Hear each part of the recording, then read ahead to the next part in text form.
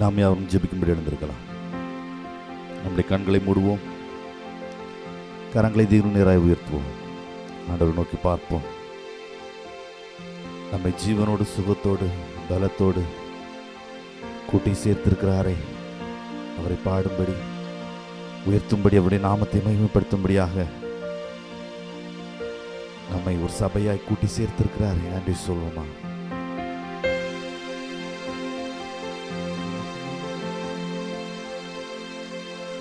உம் நாமம் உயரணுமே, உம் அரசு வரணுமே, உம் விருப்பம் நடக்கணுமே, உம் நாமம் உயரணுமே, உம் அரசு வரணுமே, உம் விருப்பம் நடக்கணுமே.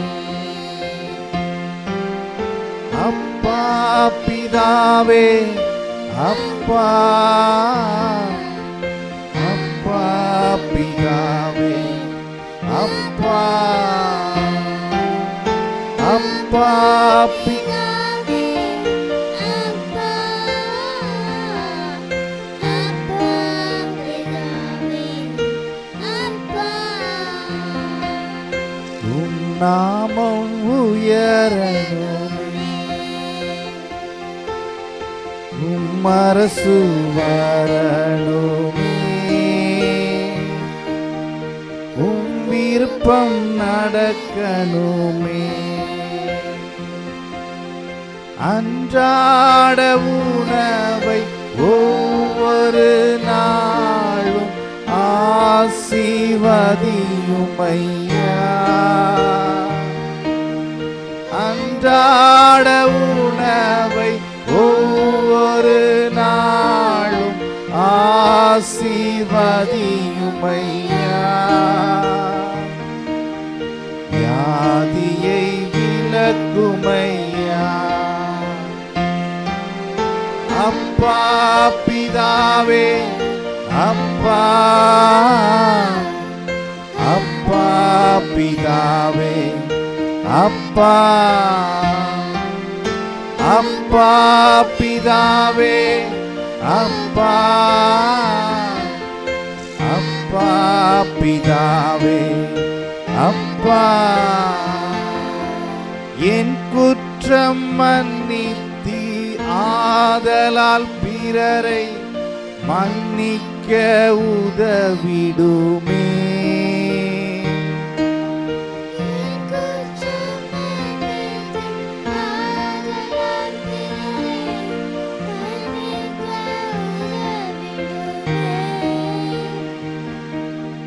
மன்னிக்க உதவிடுமே.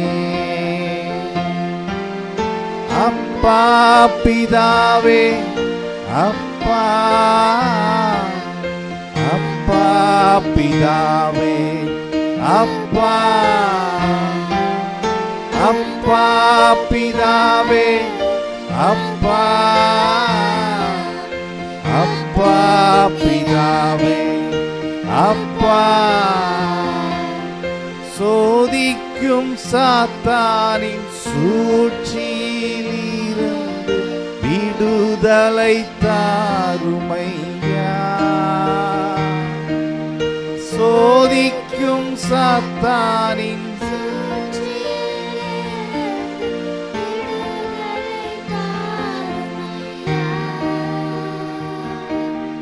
விடுதலை தாருமையா. அப்பா பிதாவே, அப்பா அப்பா பிதாவே, அப்பா அப்பா பிதாவே, அப்பா அப்பா பிதாவே, அப்பா ஆட்சியும் வல்லமை மாட்சியும் மகிமை என்றென்றும் உமக்கே சொந்தம்.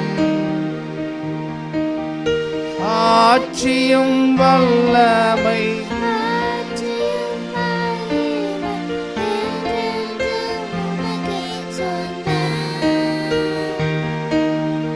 என்றென்றும் உமக்கே சொந்தம். அப்பா பிதாவே, அப்பா அப்பா பிதாவே, அப்பா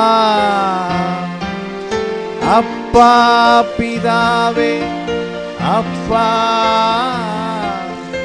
அப்பா பிதாவே, அப்பா உம் நாமம் உயரணுமே, உம் அரசு வரணுமே, உம் விருப்பம் நடக்கணுமே, உம் நாமம் உயரணுமே, உம் அரசு வரணுமே, உம் விருப்பம் நடக்கணுமே. அப்பா பிதாவே, அப்பா அப்பா பிதாவே, அப்பா அப்பா பிதாவே, அப்பா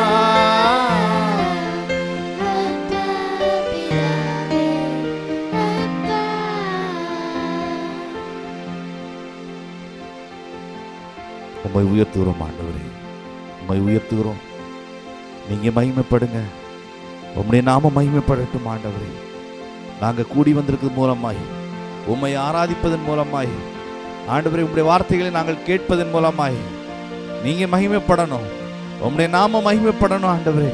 எங்க வாழ்க்கையின் மூலமாய், சபைகள் மூலமாய் ஆண்டவரே நீங்க மகிமைப்படணும், உம்முடைய நாம மகிமைப்படணும். உம்முடைய வார்த்தை பிரசங்கிக்கப்படுவதன் மூலமாய் ஆண்டவரே, இதை கேட்கிற ஒவ்வொருவருடைய வாழ்க்கையிலும், ஒவ்வொரு குடும்பங்களிலும் உம்முடைய நாம மகிமைப்படணும், உம்முடைய ராஜ்யம் ஸ்தாபிக்கப்படணும், நீர் ஆளுகை செய்யணும். எல்லா துதி கன மகிமையாவற்றையும் நாங்கள் உமக்கு செலுத்துகிறோம். நீங்க மகிமைப்படுங்க, உம்முடைய சித்தம் எங்கள் நிறைவேற எங்களை அர்ப்பணிக்கிறோம்.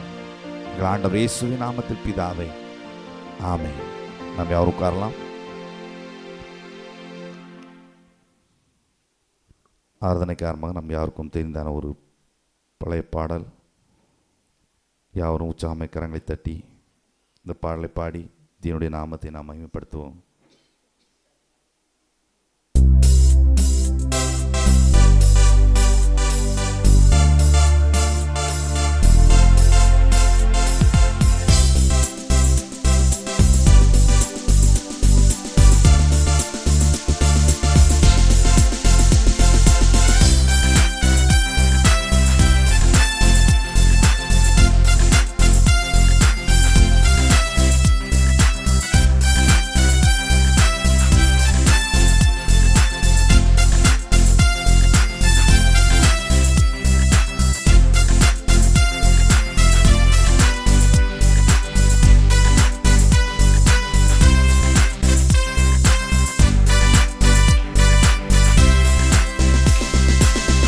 ஆசீர்வதிக்கும் தேவன் தம் ஆசி பொழிந்திடும் நேரம், ஆசீர்வதிக்கும் தேவன் தம் ஆசி பொழிந்திடும் நேரம், பெருக்கத்தை அளித்திடும் தேவன் பெருகச் செய்வார் இவ்வருடம், பெருக்கத்தை அளித்திடும் தேவன் நம்மை பெருகச் செய்வார் இவ்வருடம்.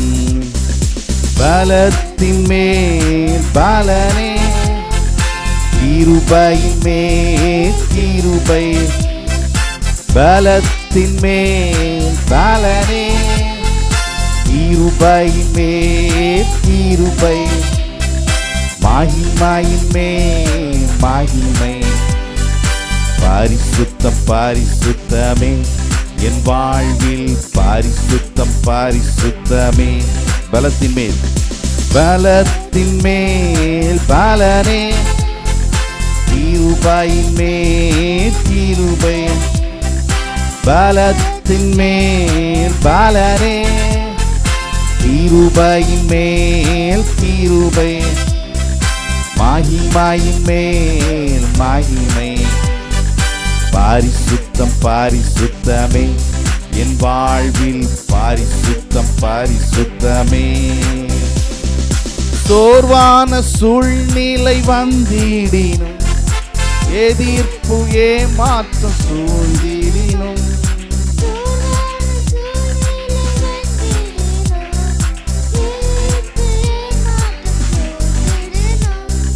நேர்க்கத்திலும் பேர்க்கத்தையே அழித்திடும் தேவன் நம்மோடுண்டு.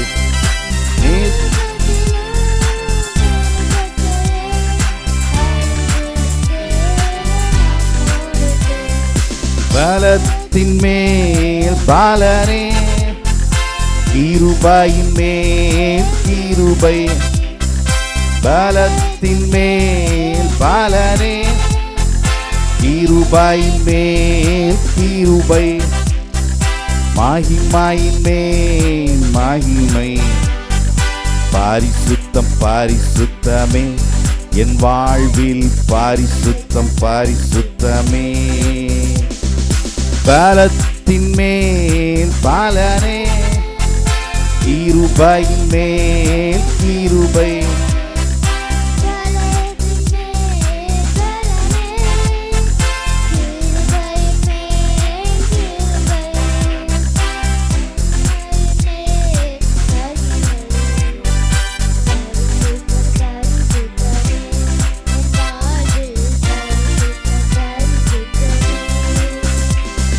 வறண்ட வாழ்க்கை செழித்திடுமே, கிருபையின் ஊற்றுக்கள் பெருகிடுமே.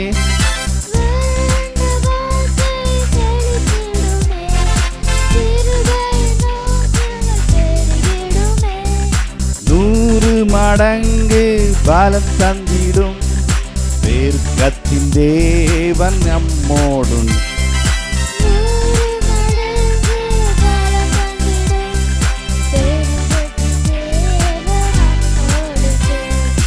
பலத்தின் மேல் பலனே, கிருபையின் மேல் கிருபை.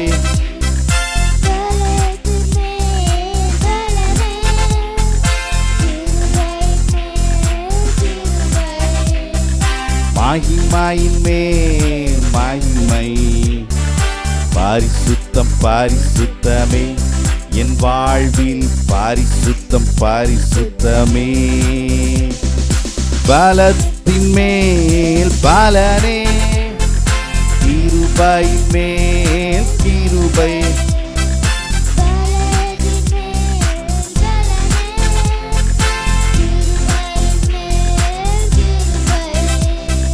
மகிமையின் மேல் மகிமை. பரிசுத்தம் பரிசுத்தமே, என் வாழ்வில் பரிசுத்தம் பரிசுத்தமே.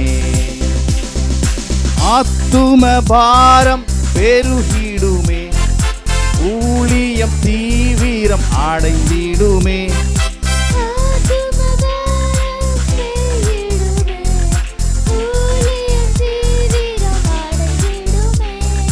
தீரக்கூட்டம் சீயோனை நோக்கி வந்திடும் காலம் இது.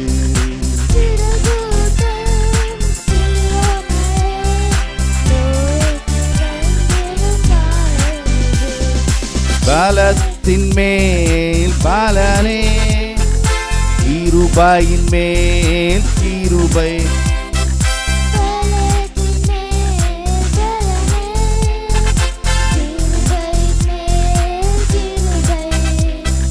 மகிமையின் மேல் மகிமை.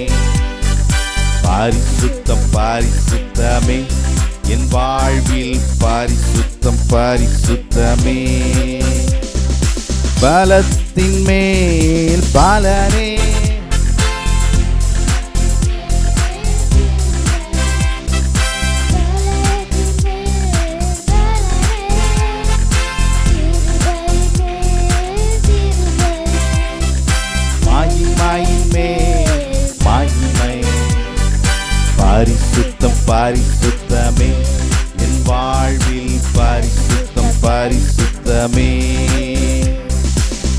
சோர்வான சூழ்நிலை வந்திடினும், எதிர்ப்பு ஏமாற்றம் சூழ்ந்திடினும்,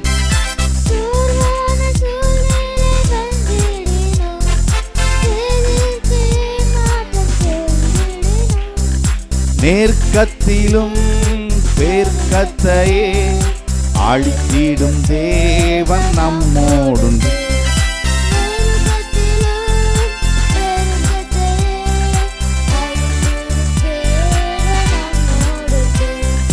பலத்தின் மேல் பலனே, கிருபையின் மேல் கிருபை,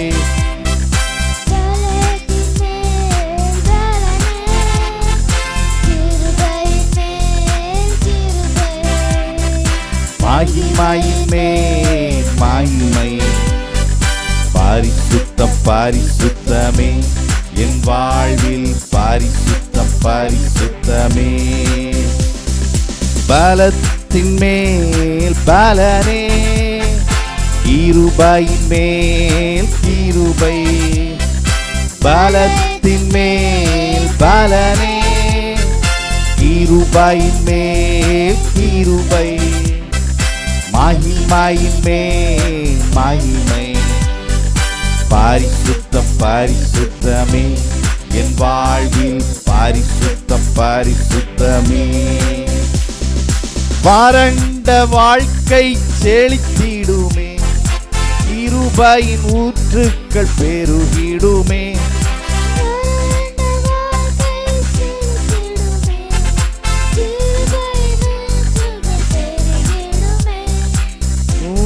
மடங்கு பலன் தந்திடும் பேர்க்கத்தின் தேவன் நம்மோடுண்டு.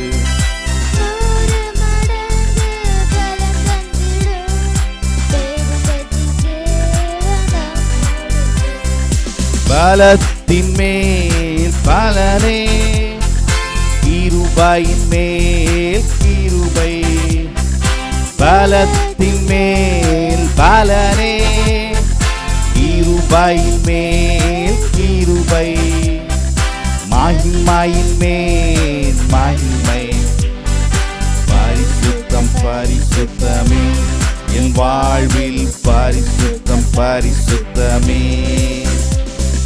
பலத்தின் மேல் பலனே, கிருபையின் மேல் கிருபை, பலத்தின் மேல் பலனே, கிருபையின் மேல் கிருபை, மகிமையின் மேல் மகிமை, பரிசுத்தம் பரிசுத்தமே என் வாழ்வில், பரிசுத்தம் பரிசுத்தமே. ஆத்தும பாரம் பெருகிடுமே, ஊழியம் தீவிரம் அடைந்திடுமே, ஆத்தும பாரம் பெருகிடுமே, ஊழியம் தீவிரம் அடைந்திடுமே, தீரல் கூட்டம் சீயோனையே நோக்கி வந்திடும் காலம் இது, தீரல் கூட்டம் சீயோனையே நோக்கி வந்திடும் காலம் இது. பலத்தின் மேல் பலனே, கிருபையின் மேல் கிருபை, பலத்தின் மேல் பலனே, கிருபையின் மேல் கிருபை, மகிமையின் மேல் மகிமை, பரிசுத்தம் பரிசுத்தமே என் வாழ்வில், பரிசுத்தம் பரிசுத்தமே. பலத்தின் மேல் பலனே, கிருபையின் மேல் கிருபை, பலத்தின் மேல் பலனே, கிருபையின் மேல் கிருபை, மகிமையின் மேல் மகிமை, பரிசுத்தம் பரிசுத்தமே என் வாழ்வில், பரிசுத்தம் பரிசுத்தமே. ஆசீர்வதிக்கும் தேவன், ஆசி பொழிந்திடும் நேரம், ஆசீர்வதிக்கும் தேவன், ஆசி பொழிந்திடும் நேரம், பெருக்கத்தை அளித்திடும் தேவன், நம்மை பெருகச் செய்வார் இவ்வருடம். பெருக்கத்தை அளித்திடும் தேவன், பெருகச் செய்வார் இவ்வருடம். பலத்தின் மேல் பலனே, கிருபையின் மேல் கிருபை. பலத்தின் மேல் பலனே, கிருபையின் மேல் கிருபை. மகிமையின் மேல் மகிமை. பரிசுத்தம் பரிசுத்தமே, என் வாழ்வில் பரிசுத்தம் பரிசுத்தமே. பலத்தின் மேல் பலனே, கிருபையின் மேல் கிருபை. பலத்தின் மேல் பலனே, கிருபையின் மேல் கிருபை. மகிமையின் மேல் மகிமை. பரிசுத்தம் பரிசுத்தமே, என் வாழ்வில் பரிசுத்தம் பரிசுத்தமே.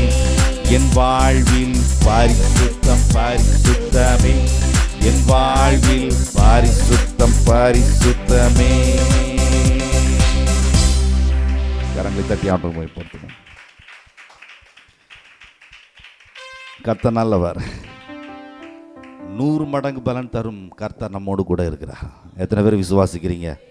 பக்கத்தில் உங்களை பார்த்து சொல்லுங்கள், 100 மடங்கு பலனை தரக்கூடிய தேவன் உங்களோடு இருக்கிறார்.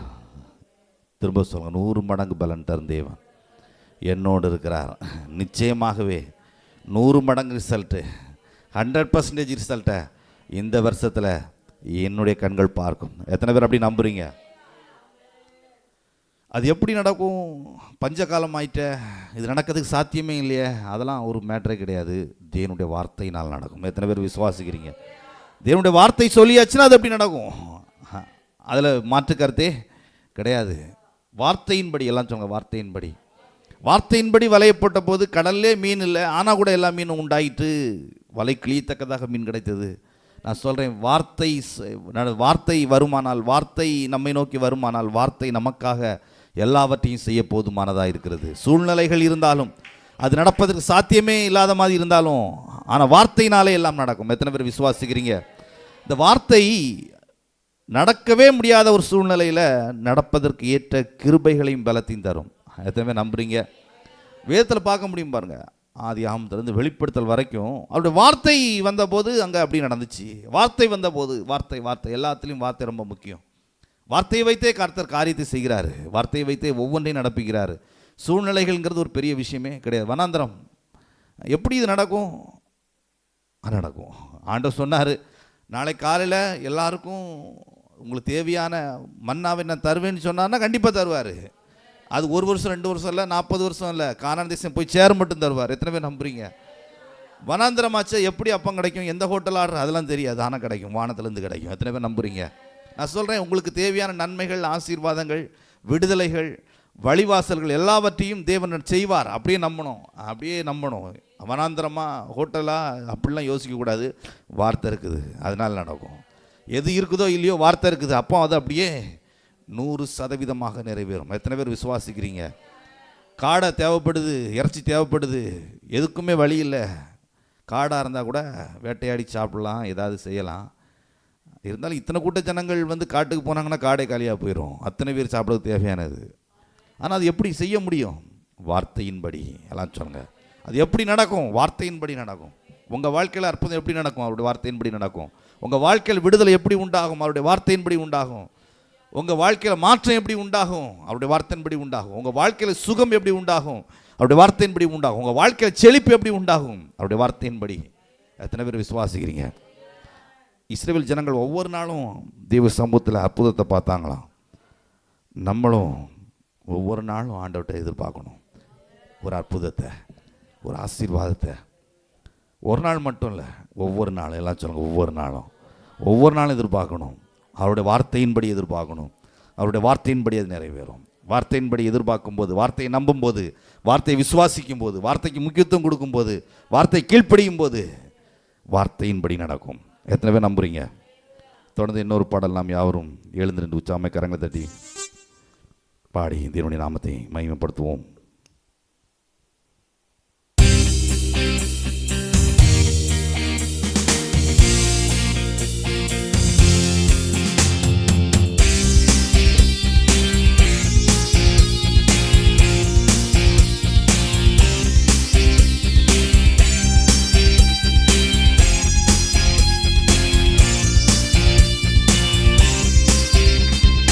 இந்த புதிய நாளில் ஒரு அற்புதம் செய்வாரே,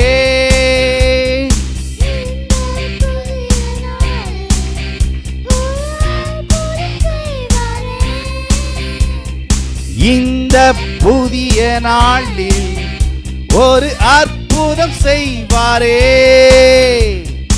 இந்த புதிய நாளில் ஒரு அற்புதம் செய்வாரே. இந்த புதிய நாளில், இந்த புதிய நாளில் ஒரு அற்புதம் செய்வாரே, இந்த புதிய நாளில் ஒரு அற்புதம் செய்வாரே. இதை நம்பினார் விசுவாசித்தார் நீதிமான் பிழைப்பானே, இதை நம்பினார் விசுவாசித்தார் நீதிமான் பிழைப்பானே. ஹல்லேலூயா ஹல்லேலூயா தூக்கி எடுத்தீரே, ஹல்லேலூயா ஹல்லேலூயா தூக்கி எடுத்தீரே. இந்த புதிய நாளில் ஒரு அற்புதம் செய்வாரே, இந்த புதிய நாளில் ஒரு அற்புதம் செய்வாரே, இந்த புதிய நாளில்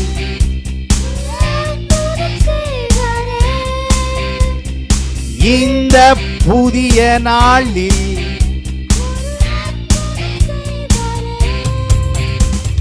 பழையவை ஒழிந்திட புதியவை நடந்திட கிருபை தாருமே.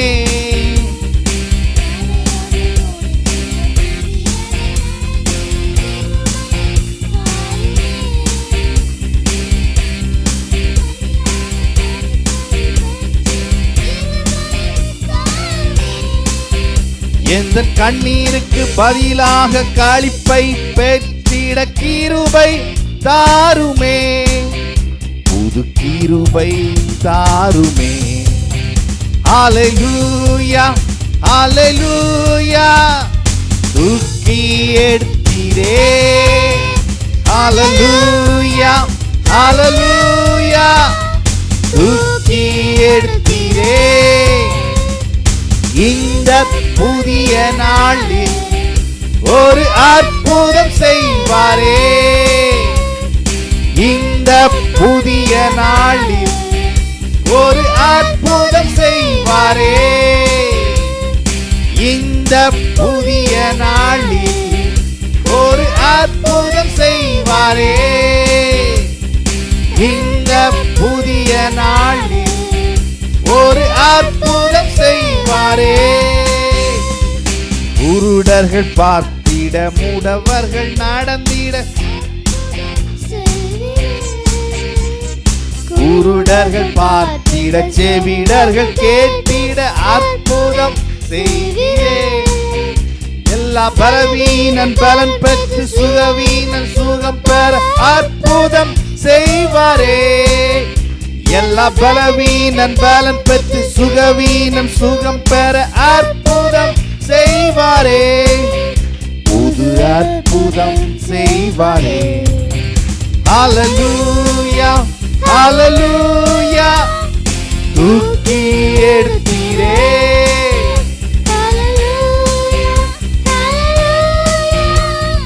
தூக்கி எடுத்தீரே. இந்த புதிய நாளில் ஒரு அற்புதம் செய்வாரே, இந்த புதிய நாளில் ஒரு அற்புதம் செய்வாரே.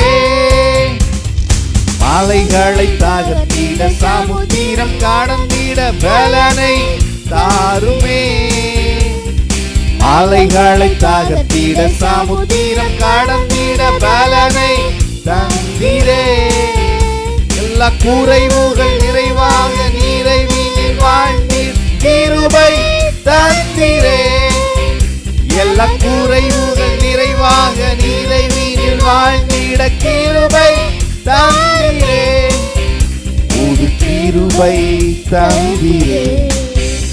அல்லேலூயா அல்லேலூயா. தூக்கி எடுத்தீரே. அல்லேலூயா அல்லேலூயா. தூக்கி எடுத்தீரே. இந்த புதிய நாளில் ஒரு அற்புதம் செய்வாரே. இந்த புதிய நாளில் ஒரு அற்புதம் செய்வாரே. தேசத்தை ரட்சிக்க ஜாதிகள் நம்பிட ஜீவனை தந்திரே. தேசத்தை ரட்சிக்க ஜாதிகள் நம்பி ஜீவனை தந்திரே. ஏழ்மைகள் நிரம்பட்டும் எழுப்புதல் பெரும்பட்டும் இந்த நாளிலே.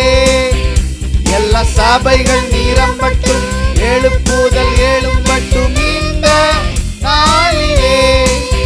இந்த புதிய நாளிலே. ஹல்லேலூயா ஹல்லேலூயா. தூக்கி எடுத்தீரே. ஹல்லேலூயா ஹல்லேலூயா. தூக்கி எடுத்தீரே. இந்த புதிய நாளில் ஒரு அற்புதம் செய்வாரே. இந்த புதிய நாளில் ஒரு அற்புதம் செய்வாரே. பழையவை கழிந்திட புதிய கிருபை தாருமே. பழையவை ஒளிந்திட புதியவை நடந்திட கிருபை தாருமே. கண்ணீருக்கு பதிலாக களிப்பை பெற்றிட கிருபை தாருமே. எந்த கண்ணீருக்கு பதிலாக களிப்பை பெற்றிட கிருபை தாருமே. புது கிருபை தாருமே. ஹல்லேலூயா ஹல்லேலூயா. தூக்கி எடுத்தீரே. ஹல்லேலூயா ஹல்லேலூயா. தூக்கி எடுத்தீரே. இந்த புதிய நாளில் ஒரு அற்புதம் செய்வாரே.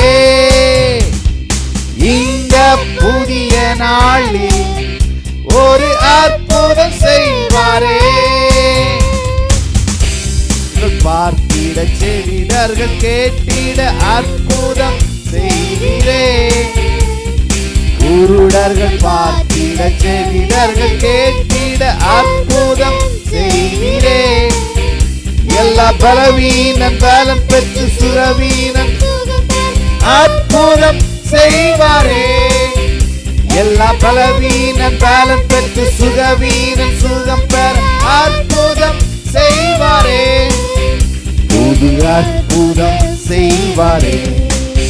ஹல்லேலூயா ஹல்லேலூயா. தூக்கி எடுத்தீரே. ஹல்லேலூயா ஹல்லேலூயா.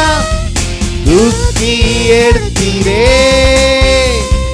இந்த புதிய நாளில் ஒரு அற்புதம் செய்வாரே. இந்த புதிய நாளில் ஒரு அற்புதம் செய்வாரே. மலைகளை தகர்த்திட சமுத்திரம் கடந்திட பலனை தந்திரே. மலைகளை தகர்த்திட சமுத்திரம் கடந்திட பலனை தந்திரே. குறைவுகள் நிறைவாக நிறைவினில் வாழ்ந்திட கிருபை தந்திரே.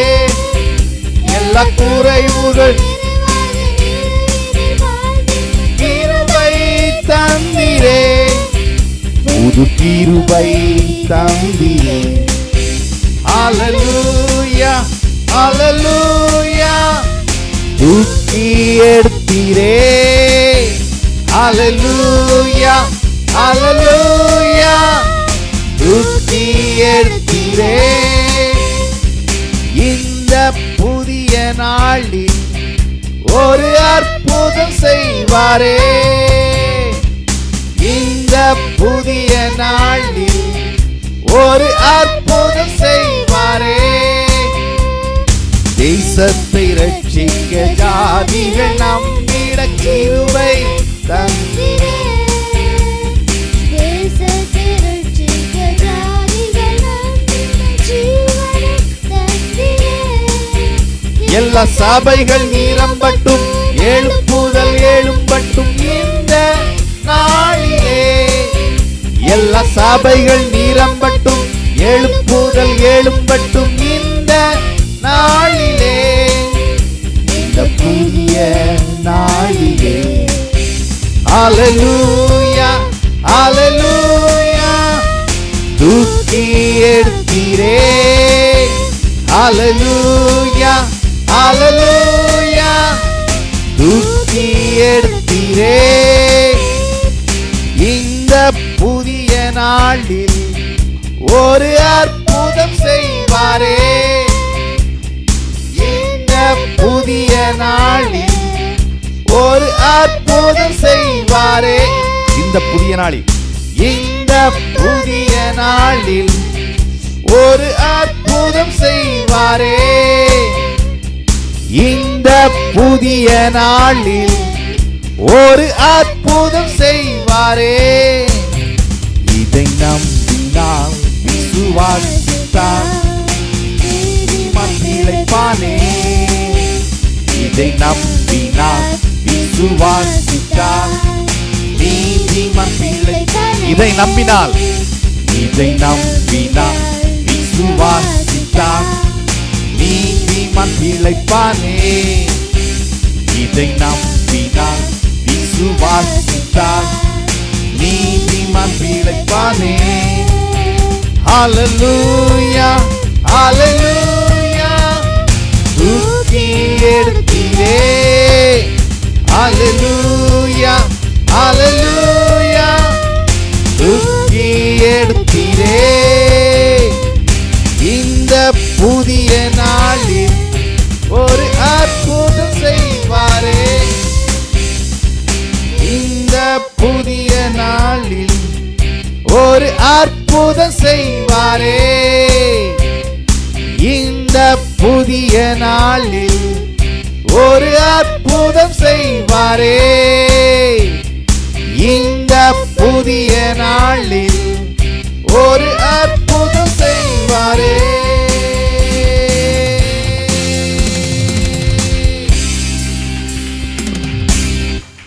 கர்த்தரை உயர்த்துவோம். அவர் அற்புதம் செய்கிறவர், நமக்காக வேலை செய்கிறவர், நமக்கு உதவி செய்கிறவர். அவரை உயர்த்துவோம், அவருடைய நாமத்தை மகிமைப்படுத்துவோம். ஓ உமக்கு நன்றி ஆண்டவரே, உமக்கு நன்றி. உமக்கை உயர்த்துகிறோம், உமக்கு ஸ்தோத்திரங்களை ஏறெடுக்கிறோம் ஆண்டவரே. ஒவ்வொரு நாளும் எங்களுக்கு உதவி செய்கிறீர், ஒவ்வொரு நாளும் எங்களுக்கு அற்புதம் செய்கிறீர், ஒவ்வொரு நாளும் எங்களை கிருபையாய் வழி நடத்துகிறீர் ஆண்டவரே. ஒவ்வொரு நாளும் எங்கள் பேரில் கரிசனை வைத்திருக்கிறீர், எங்கள் பேரில் அக்கறை வைத்திருக்கிறீர், எங்கள் மீது அன்பு வைத்திருக்கிறீர், பாசம் வைத்திருக்கிறீர். நாங்கள் தவறி விழும்போது எங்களை தூக்கி விடுகிற தேவனாயிருக்கிறீர். உமக்கு நன்றி சொல்கிறோம் ஆண்டவரே. உம்மை உயர்த்துகிறோம். நீர் எங்களை தூக்கி விடுகிறபடியால் நன்றி.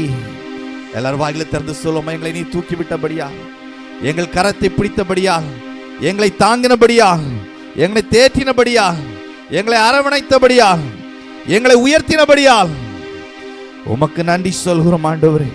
எல்லாரும் வாயில திறந்து நன்றி சொல்லுவோம் ஆண்டவரே. உமக்கு நன்றி நன்றி. கிருபையே உமக்கு நன்றி சொல்கிறோம். கிருபையே உமக்கு நன்றி. கிருபையே உமக்கு நன்றி சொல்கிறோம் ஆண்டவரே. நீ நல்லவர், எங்கள் பேரில் கரிசனை உள்ளவர், எங்கள் பேரில் பாசம் உள்ளவர், எங்கள் பேரில் அக்கறை உள்ளவர். ஆண்டவரே உமக்கு நன்றி சொல்கிறோம். நீ செய்ய நன்மைகளுக்காக, உதவிகளுக்காக உமக்கு ஸ்தோத்திரம் செலுத்துகிறோம். ஓ உமக்கு நன்றி நன்றி நன்றி நன்றி. எல்லாரும் வாய்களை திறந்து ஆண்டவரே, ஒவ்வொரு நாளும் புது கிருபை தருகிறபடியால் நன்றி. ஒவ்வொரு நாளும் புதிய பலத்தை தந்தபடியால் நன்றி சொல்கிறோம்.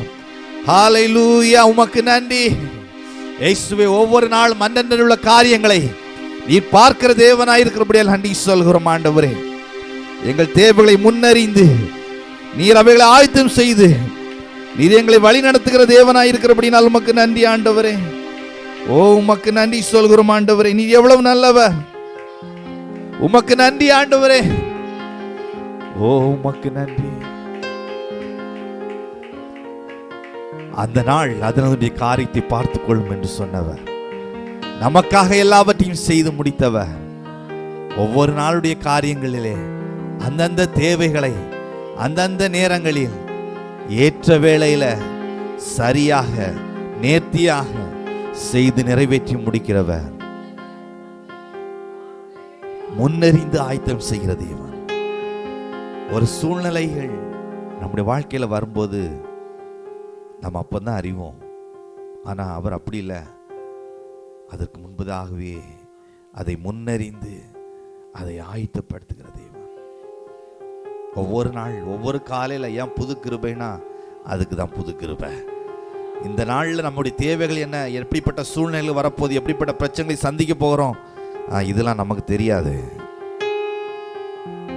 ஆனா அவருக்கு தெரியும். பாருங்க, ஒவ்வொரு நாளும் அப்படி சமூகத்தில் நம்ம போகும்போது, அவரை நம்பி நம்ம போகும்போது, அவர் புதிய கிருபை நமக்கு தருகிறார், ஒரு பலத்தை தருகிறார், நம்மை தாங்கும்படியாக, நம்மை பலப்படுத்தும்படியாக, நம்மை திடப்படுத்தும்படியாக. ஓ, உமக்கு நன்றி சொல்கிறோம். எத்தனை பேர் சொல்ல போறீங்க, ஆண்டவரே ஒவ்வொரு நாளும் புதிய கிருபையை புதிய பலனை எங்க வாழ்க்கையில் நீங்க தருகிறபடியால் நன்றி சொல்கிறோம் ஆண்டவர். பகலை திறந்து சொல்லுவோமா, நீங்க தந்திருக்கிற ஆண்டவர் புதிய கிருபைக்காய் நன்றி, புதிய பலத்திற்காய் நன்றி ஆண்டவர். ஓ, உமக்கு நன்றி. நீங்க திறக்கிற புதிய வழிவாசலுக்காய் நன்றி. எங்க வாழ்க்கையில் இன்றைக்கு நீங்க செய்ய போகிற புதிய அற்புதங்களுக்காய் நன்றி ஆண்டவர். ஓ, உமக்கு நன்றி ஆண்டவர்.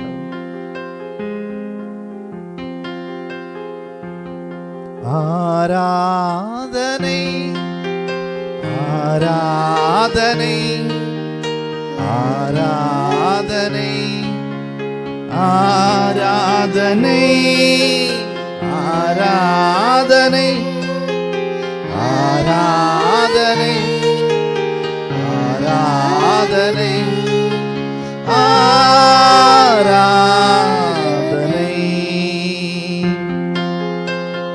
ஆராதனை ஆராதனை ஆராதனை ஆராதனை ஆராதனை ஆராதனை ஆராதனை ஆராதனை. அதிகாலை நேரம் புது ராகம் பாடி உம் சமூகத்தை நாடி வந்தேன். ஆனந்த கீதம் அன்புடன் பாடி என் அப்பாவை தேடி வந்தேன். அதிகாலை நேரம் புது ராகம் பாடி சமூகத்தை நாடி வந்தேன்.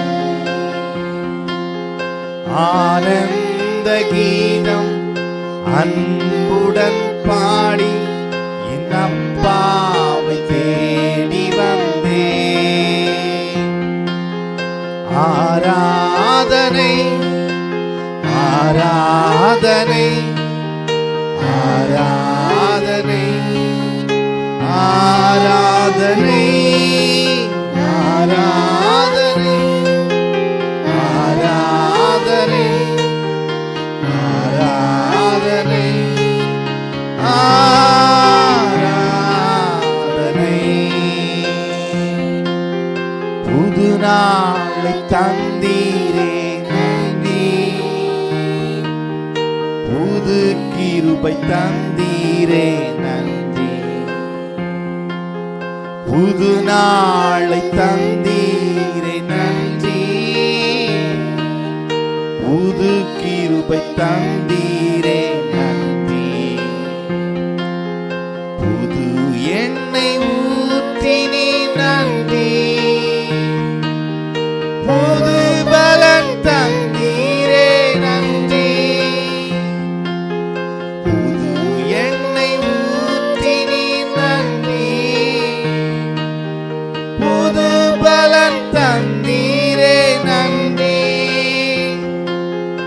ஆராதனை ஆராதனை ஆராதனை ஆராதனை ஆராதனை ஆராதனை ஆராதனை ஆராதனை. வாழ்க்கை வளமைக்கு நன்றி, வார்த்தையின் வல்லமைக்கு நன்றி, வாழ்க்கையின் வளமைக்கு நன்றி, வார்த்தையின் வல்லமைக்கு நன்றி, வழிகளில் வெற்றிக்கு நன்றி, விசுவாச வளர்ச்சிக்கு நன்றி, வழிகளில் வெற்றிக்கு நன்றி, விசுவாச வளர்ச்சிக்கு நன்றி.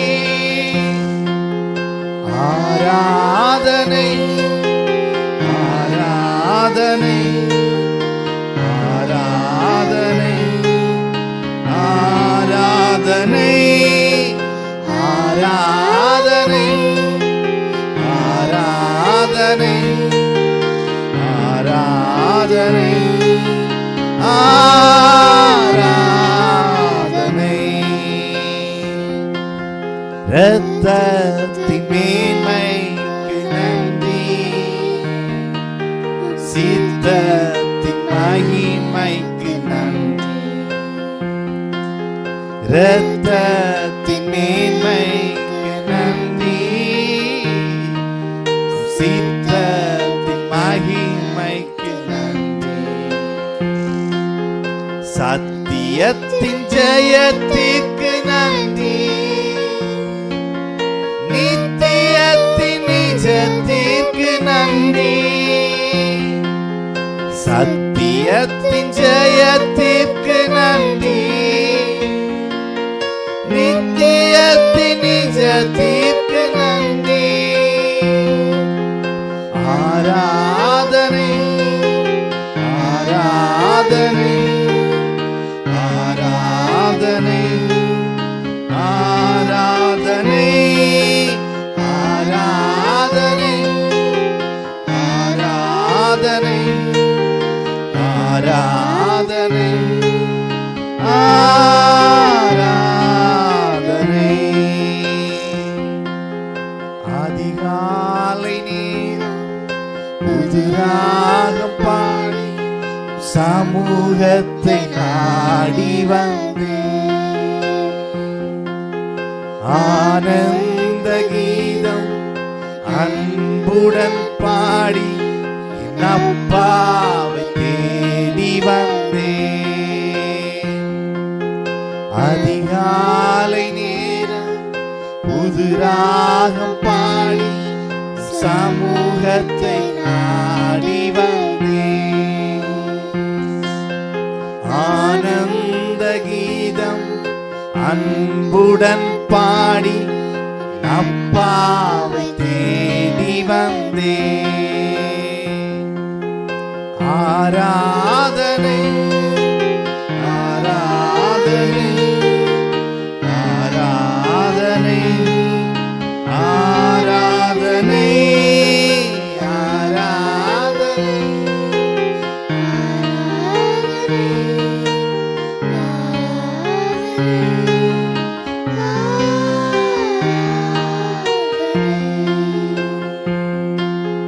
ஆராதனை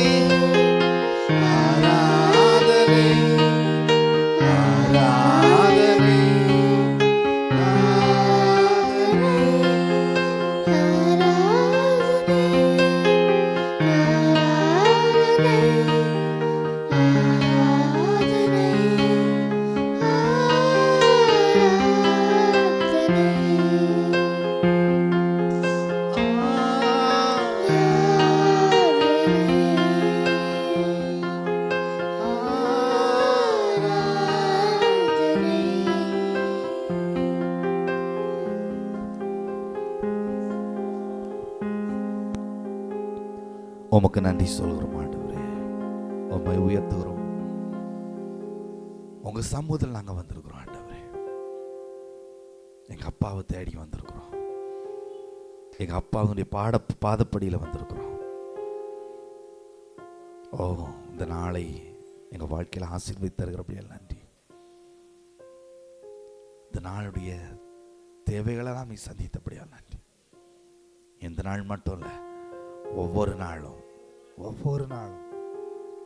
அந்த நாளுக்குள்ள தேவைகள், சூழ்நிலைகள் எல்லாவற்றையும் எங்கள் தகப்பன் நீ பார்த்து கொள்கிறபடியால் நன்றி சொல்கிறோம். அந்த நாளுக்கு தேவையான கிருபைகளை, பலன்களை எல்லாவற்றையும் என் தகப்பன் நாங்கள் அறியும் முன்பதாகவே நீர் முன்னறிந்து ஆயத்தப்படுத்தி அவைகளை எங்கள் வாழ்க்கையில் நீ சந்திக்கிற தேவனாக இருக்க அப்படியே நமக்கு நன்றி சொல்கிறோம். நமக்கு நன்றி ஆண்டவரே. எங்கள் வாழ்க்கையில் நீ தந்திருக்கிற வெற்றிக்காய் நன்றி, செழிப்புக்காய் நன்றி, சுகத்துக்காய் நன்றி, வளமைக்காய் நன்றி, உம்முடைய நீதிக்காய் நன்றி, நீ தந்த உம்முடைய பரிசுத்தத்துக்காய் நன்றி, இங்கே தந்த ரட்சிப்புக்காய் நன்றி சொல்கிறோம். வாக்கு பண்ணி இருக்கிற நித்திய ஜீவனுக்காய் நன்றி சொல்கிறோம். உம்முடைய சத்தியத்தை அறிந்து கொள்வதற்கு கிருபை தந்தீரே, உமக்கு நன்றி சொல்கிறோம். எங்களை ரட்சிக்கும்படிக்கு உம்முடைய ஜீவனை எங்களுக்காய் தந்தீரே, உம்முடைய இரத்தத்தை எங்களுக்காய் சிந்தி எங்களை பரிசுத்தப்படுத்தி உம்முடைய பாதையில் வாழும்படி நீர் கிருபை செய்திருக்கிறீரே, அதற்காக நன்றி சொல்கிறோம். நீங்க மகிமைப்படுங்க, உம்முடைய நாம மகிமைப்படட்டும், உம்முடைய சித்தம் நிறைவேறட்டும். எங்களை அர்ப்பணிக்கிறோம் எங்கள் ஆண்டவர் இயேசுவின் நாமத்தில் பிதாவே, ஆமென். நாம் உட்காரலாம். தேவனுடைய ராஜ்யத்துக்கு விதைக்கும்படி நம்முடைய விதைகளை கரங்களை எடுத்துக்கொள்ளும். என்னோட சேர்ந்து அறிக்கை செய்து விதைக்கும்படி கேட்டுக்கொள்கிறேன். சிங்கக்குட்டிகள் தாட்சி அடைந்து பட்டினியாக இருக்கும். கர்த்தரை தேடுகிற எனக்கோ ஒரு நன்மையும் குறைபடாது. என் தேவன் தம்முடைய ஐஸ்வர்யத்தின்படி எங்கள் குறைவுகளை எல்லாம் கிறிஸ்து இயேசுவுக்குள் மகிமையில் நிறைவாக்குவார். நானும் வாங்குறவனாயிராமல் கொடுக்கிறவனாயிருப்பேன். ஆமென். நாம் ஒருவர் பின் ஒருவராக விசுவாசத்தோடு இதை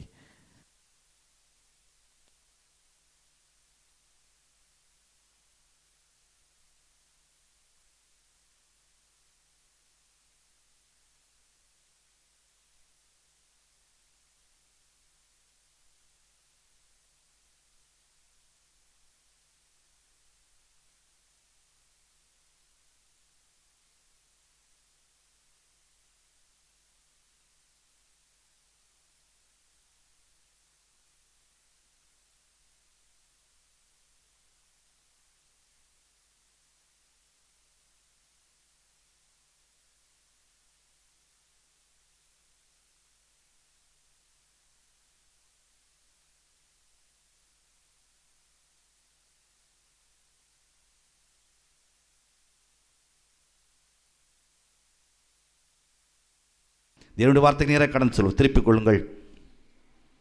நீதிமொழிகள் 4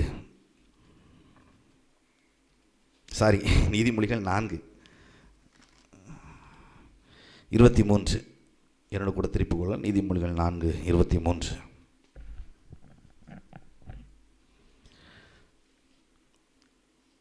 எல்லா காவலோடும் உன் இருதயத்தை காத்துக்கொள், அதனிடத்திலிருந்து ஜீவ ஊற்று புறப்படும். எல்லாரும் சேர்ந்து வாசிக்கலாம்.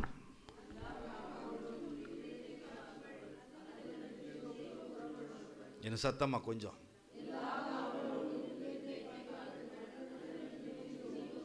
என்ன ஒரு முறை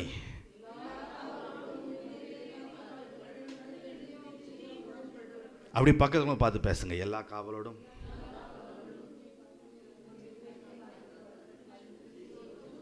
அப்படி இந்த பக்கத்துல பார்த்து பேசுங்க.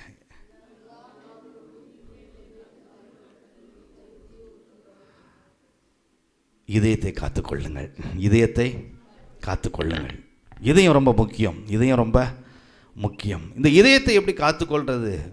இந்த இதயம் எப்படி பாதுகாப்பாக இருக்க முடியும்? இந்த இதயம் எப்படி நல்ல விதத்தில் இருக்க முடியும்? இந்த நம்முடைய வாழ்க்கைக்கு தேவையான விதத்தில், நம்முடைய வாழ்க்கை ஆசீர்வதிக்கப்படக்கூடிய விதத்தில், நம்முடைய வாழ்க்கையில் தீமைகள் வர விடாத அளவுக்கு இந்த இதயத்தை பாதுகாப்பாக வைத்திருந்தால் போதும். முழு சரீரத்தையும் உங்களால் பாதுகாக்க வேண்டாம். அந்த இதயத்தை நீங்கள் கரெக்டாக வச்சிட்டாலே போதும், எல்லாமே நல்லாயிருக்கும். எல்லாமே எப்படி பாதுகாக்கிறது? ஒரு நல்ல ஒரு ஆளுகைக்குள்ளாக அதை நம்ம உட்படுத்தும் போது அது நல்லா இருக்கும் பாருங்களேன். சில நேரங்களில் ஒரு விஷயத்தை பாதுகாக்கணும் அப்படின்னா, ஒரு வீட்டையோ ஒரு உடைமைகளையோ பாதுகாக்கணும் அப்படின்னா, நம்மால் முடியாத நேரத்தில் நம்ம அதை பாதுகாக்கும்படிக்கு ஒரு வாட்ச்மேன் அல்லது செக்யூரிட்டி அதுக்கு போடுறோம்.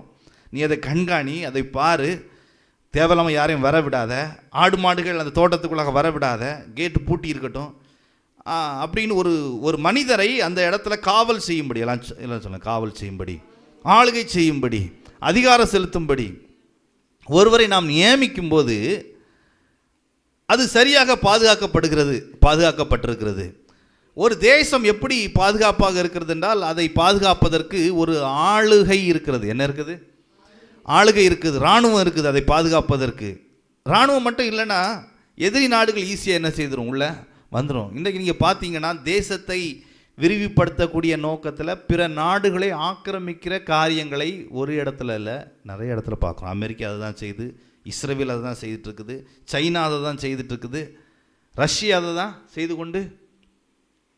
ஏனென்றால் ஒரு இடத்துல அந்த ஆளுகை பலவீனமாக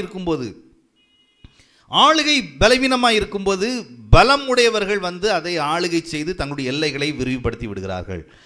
நம்முடைய இருதயம் திடமாக, ஸ்திரமாக, உறுதியாக, செக்யூராக, பாதுகாப்பாக இருப்பதற்கு ஒரு பலமுள்ள ஒரு ஆளுகைக்கு நாம் உட்படுத்த வேண்டியது ரொம்ப அவசியமாக இருக்குது. எத்தனை பேர் விசுவாசிக்கிறீங்க? பக்கங்களை பார்த்து சொல்லுங்க, உங்கள் இருதயம் திடமாக, ஸ்திரமாக, பலமாக, பாதுகாப்பாக இருப்பதற்கு ஒரு பலமுள்ள ஆளுகைக்கு உங்கள் இதயத்தை நீங்கள் உட்படுத்த வேண்டியது ரொம்ப அவசியம். எத்தனை பேர் அப்படி நம்புறீங்க? ஆகையால் தான் ஆண்டவர் சொல்கிறாரு, உங்கள் இருதயத்தில் என்ன ஆளுகை இருக்க வேண்டும் என்று. மத்தேயு 6:33 திருப்பிக் கொள்ளும்போது, எல்லாரும் திருப்பிக் கொள்ளுங்கள். மத்தேயு 6:33 வாசிக்கும்போது அங்கே சொல்லப்பட்டிருக்குது, முதலாவது, எல்லாம் சொல்லுங்கள், முதலாவது, சத்தமா, முதலாவது தேவனுடைய ராஜ்யத்தையும் அவருடைய நீதியையும் தேடுங்கள், அப்பொழுது இவைகளெல்லாம் உங்களுக்கு கூட கொடுக்கப்படும். பக்கத்தில் பார்த்து சொல்லுங்க, முதலாவது தேவனுடைய ராஜ்யத்தையும் அவருடைய நீதியையும் தேடுங்கள், அப்பொழுது இவைகளெல்லாம் உங்களுக்கு கூட கொடுக்கப்படும், அடிஷனலாக கொடுக்கப்படும். ஃபஸ்ட்டு பீரியாரிட்டி உங்கள் இதயத்தில் என்ன இருக்கணும்னா, தேவன் என்னை ஆளுகை செய்ய வேண்டும், தேவனுடைய ஆளுகைக்குள்ளாக என்னுடைய இருதயம் இருக்கணும். என் இருதயத்தினுடைய நினைவுகள் என்னுடைய விருப்பத்தின்படி இல்லாமல், இதயத்தில் நான் எதிர்பார்க்கிற விஷயங்கள், இதயத்தில் நான் பதித்து வைக்கிற காரியங்கள், இதயத்தில் நான் ஸ்டோர் பண்ணி வைக்கிற விஷயங்கள் ஒவ்வொன்றும் என்னுடைய மாமிச விருப்பத்தின்படி இல்லாமல், பிசாசுடைய விருப்பத்தின்படி இல்லாமல், தேவனுடைய, எல்லாம் சொல்லுங்க, தேவனுடைய, அவருடைய ஆளுகைக்கு, அவருடைய விருப்பத்திற்கு அது உட்பட்டு இருக்க வேண்டும். அவர் என்ன விரும்புகிறாரோ அதன்படி செய்ய வேண்டும். ஒரு வீடு இருக்குது அப்படின்னா, வீட்டில் எந்தெந்த காரியங்கள் எங்கே இருக்க வேண்டும் என்பதை அந்த குடும்ப தலைவரோ அந்த குடும்ப தலைவியோ நிர்ணயிக்கிறாங்க. அதை பிள்ளைகள் மாற்றி வைக்கும்போது அதை குறித்து சத்தம் போடுறாங்க, பிள்ளைகளுக்கு கற்றுக் கொடுக்குறாங்க. இந்த பொருள் இங்கே இருக்கக்கூடாது, இந்த பொருள் இங்கே தான் வைக்கணும், இந்த பொருள் இப்படி இருக்கக்கூடாது, இந்த வீடு இப்படி தான் இருக்கணும் என்று சொல்லி அதை என்ன செய்கிறாங்க, என்னங்க செய்கிறாங்க, அதை சரியான விதத்தில் எது எது இருக்கணும், இது வேண்டாம், இதை வீட்டுக்குள்ளே வைக்காது, இதை தூக்கி வெளியே போடு சொல்லியிருக்கீங்களா வீட்டில் பிள்ளைகள்கிட்ட? சில நேரங்களில் அப்படி இல்லாமல் இருக்கும்போது தூக்கி தூர வீசுகிறோம். ஏன் அப்படின்னா அது உங்களுடைய ஆளுகைக்கு உட்பட்டு இருக்கிறது, உங்களுடைய ஆளுகைக்கு உட்பட்டு இருக்கிறது. வீடு இப்படி இருக்கணும், இந்த பொருள் இங்கே தான் இருக்கணுங்கிறத குறித்து பேசுகிறோம், அது மாறி இருக்கும்போது வன்மையாக கண்டிக்கிறோம், சில நேரங்களில் தண்டனை கூட கொடுத்து விடுகிறோம் இல்லையா? ஏனென்றால் அந்த வீடு எப்படி இருக்க வேண்டும் என்பது அதை யார் ரூல் பண்ணுறாங்களோ அவங்க நிர்ணயிக்கிறாங்க. அதே போல் ஒரு மனிதனுடைய இருதயம் எப்படி இருக்க வேண்டும் என்று அதை யார் ரூல் பண்ணுறாங்களோ அவங்க நிர்ணயிக்கிறாங்க. அது ரூல் பண்ணுறவங்க யாருங்கிறது ரொம்ப முக்கியம். அதை யார் ஆளுகை செய்கிறாங்க, அது யாருடைய கண்ட்ரோலில் இருக்குது அப்படிங்கிறது ரொம்ப முக்கியம். நம்முடைய கண்ட்ரோலில் இருந்துச்சுன்னா நிச்சயமாக ஈஸியாக சாத்தான் வந்து பழத்தை காட்டி பொய்யை சொல்லி ஏமாற்றிட்டு போயிடுவான், ஈஸியாக ஏமாற்றிட்டு போயிடுவான். அழகாக ஏமாத்துறது அவனுக்கு ரொம்ப ஈஸி, நம்ம சீக்கிரத்தில் ஏமாந்து போயிடுவோம் இல்லையா? அப்போது ஒரு பலமான ஒரு ஆளுகை, எல்லாம் சொல்லுங்கள், பலமான ஆளுகை, ஒரு திடமான ஒரு ஆளுகை, ரொம்ப ஞானமுள்ள ஒருவர்கிட்ட அந்த இதயத்தை கொடுக்க வேண்டியது இருக்குது.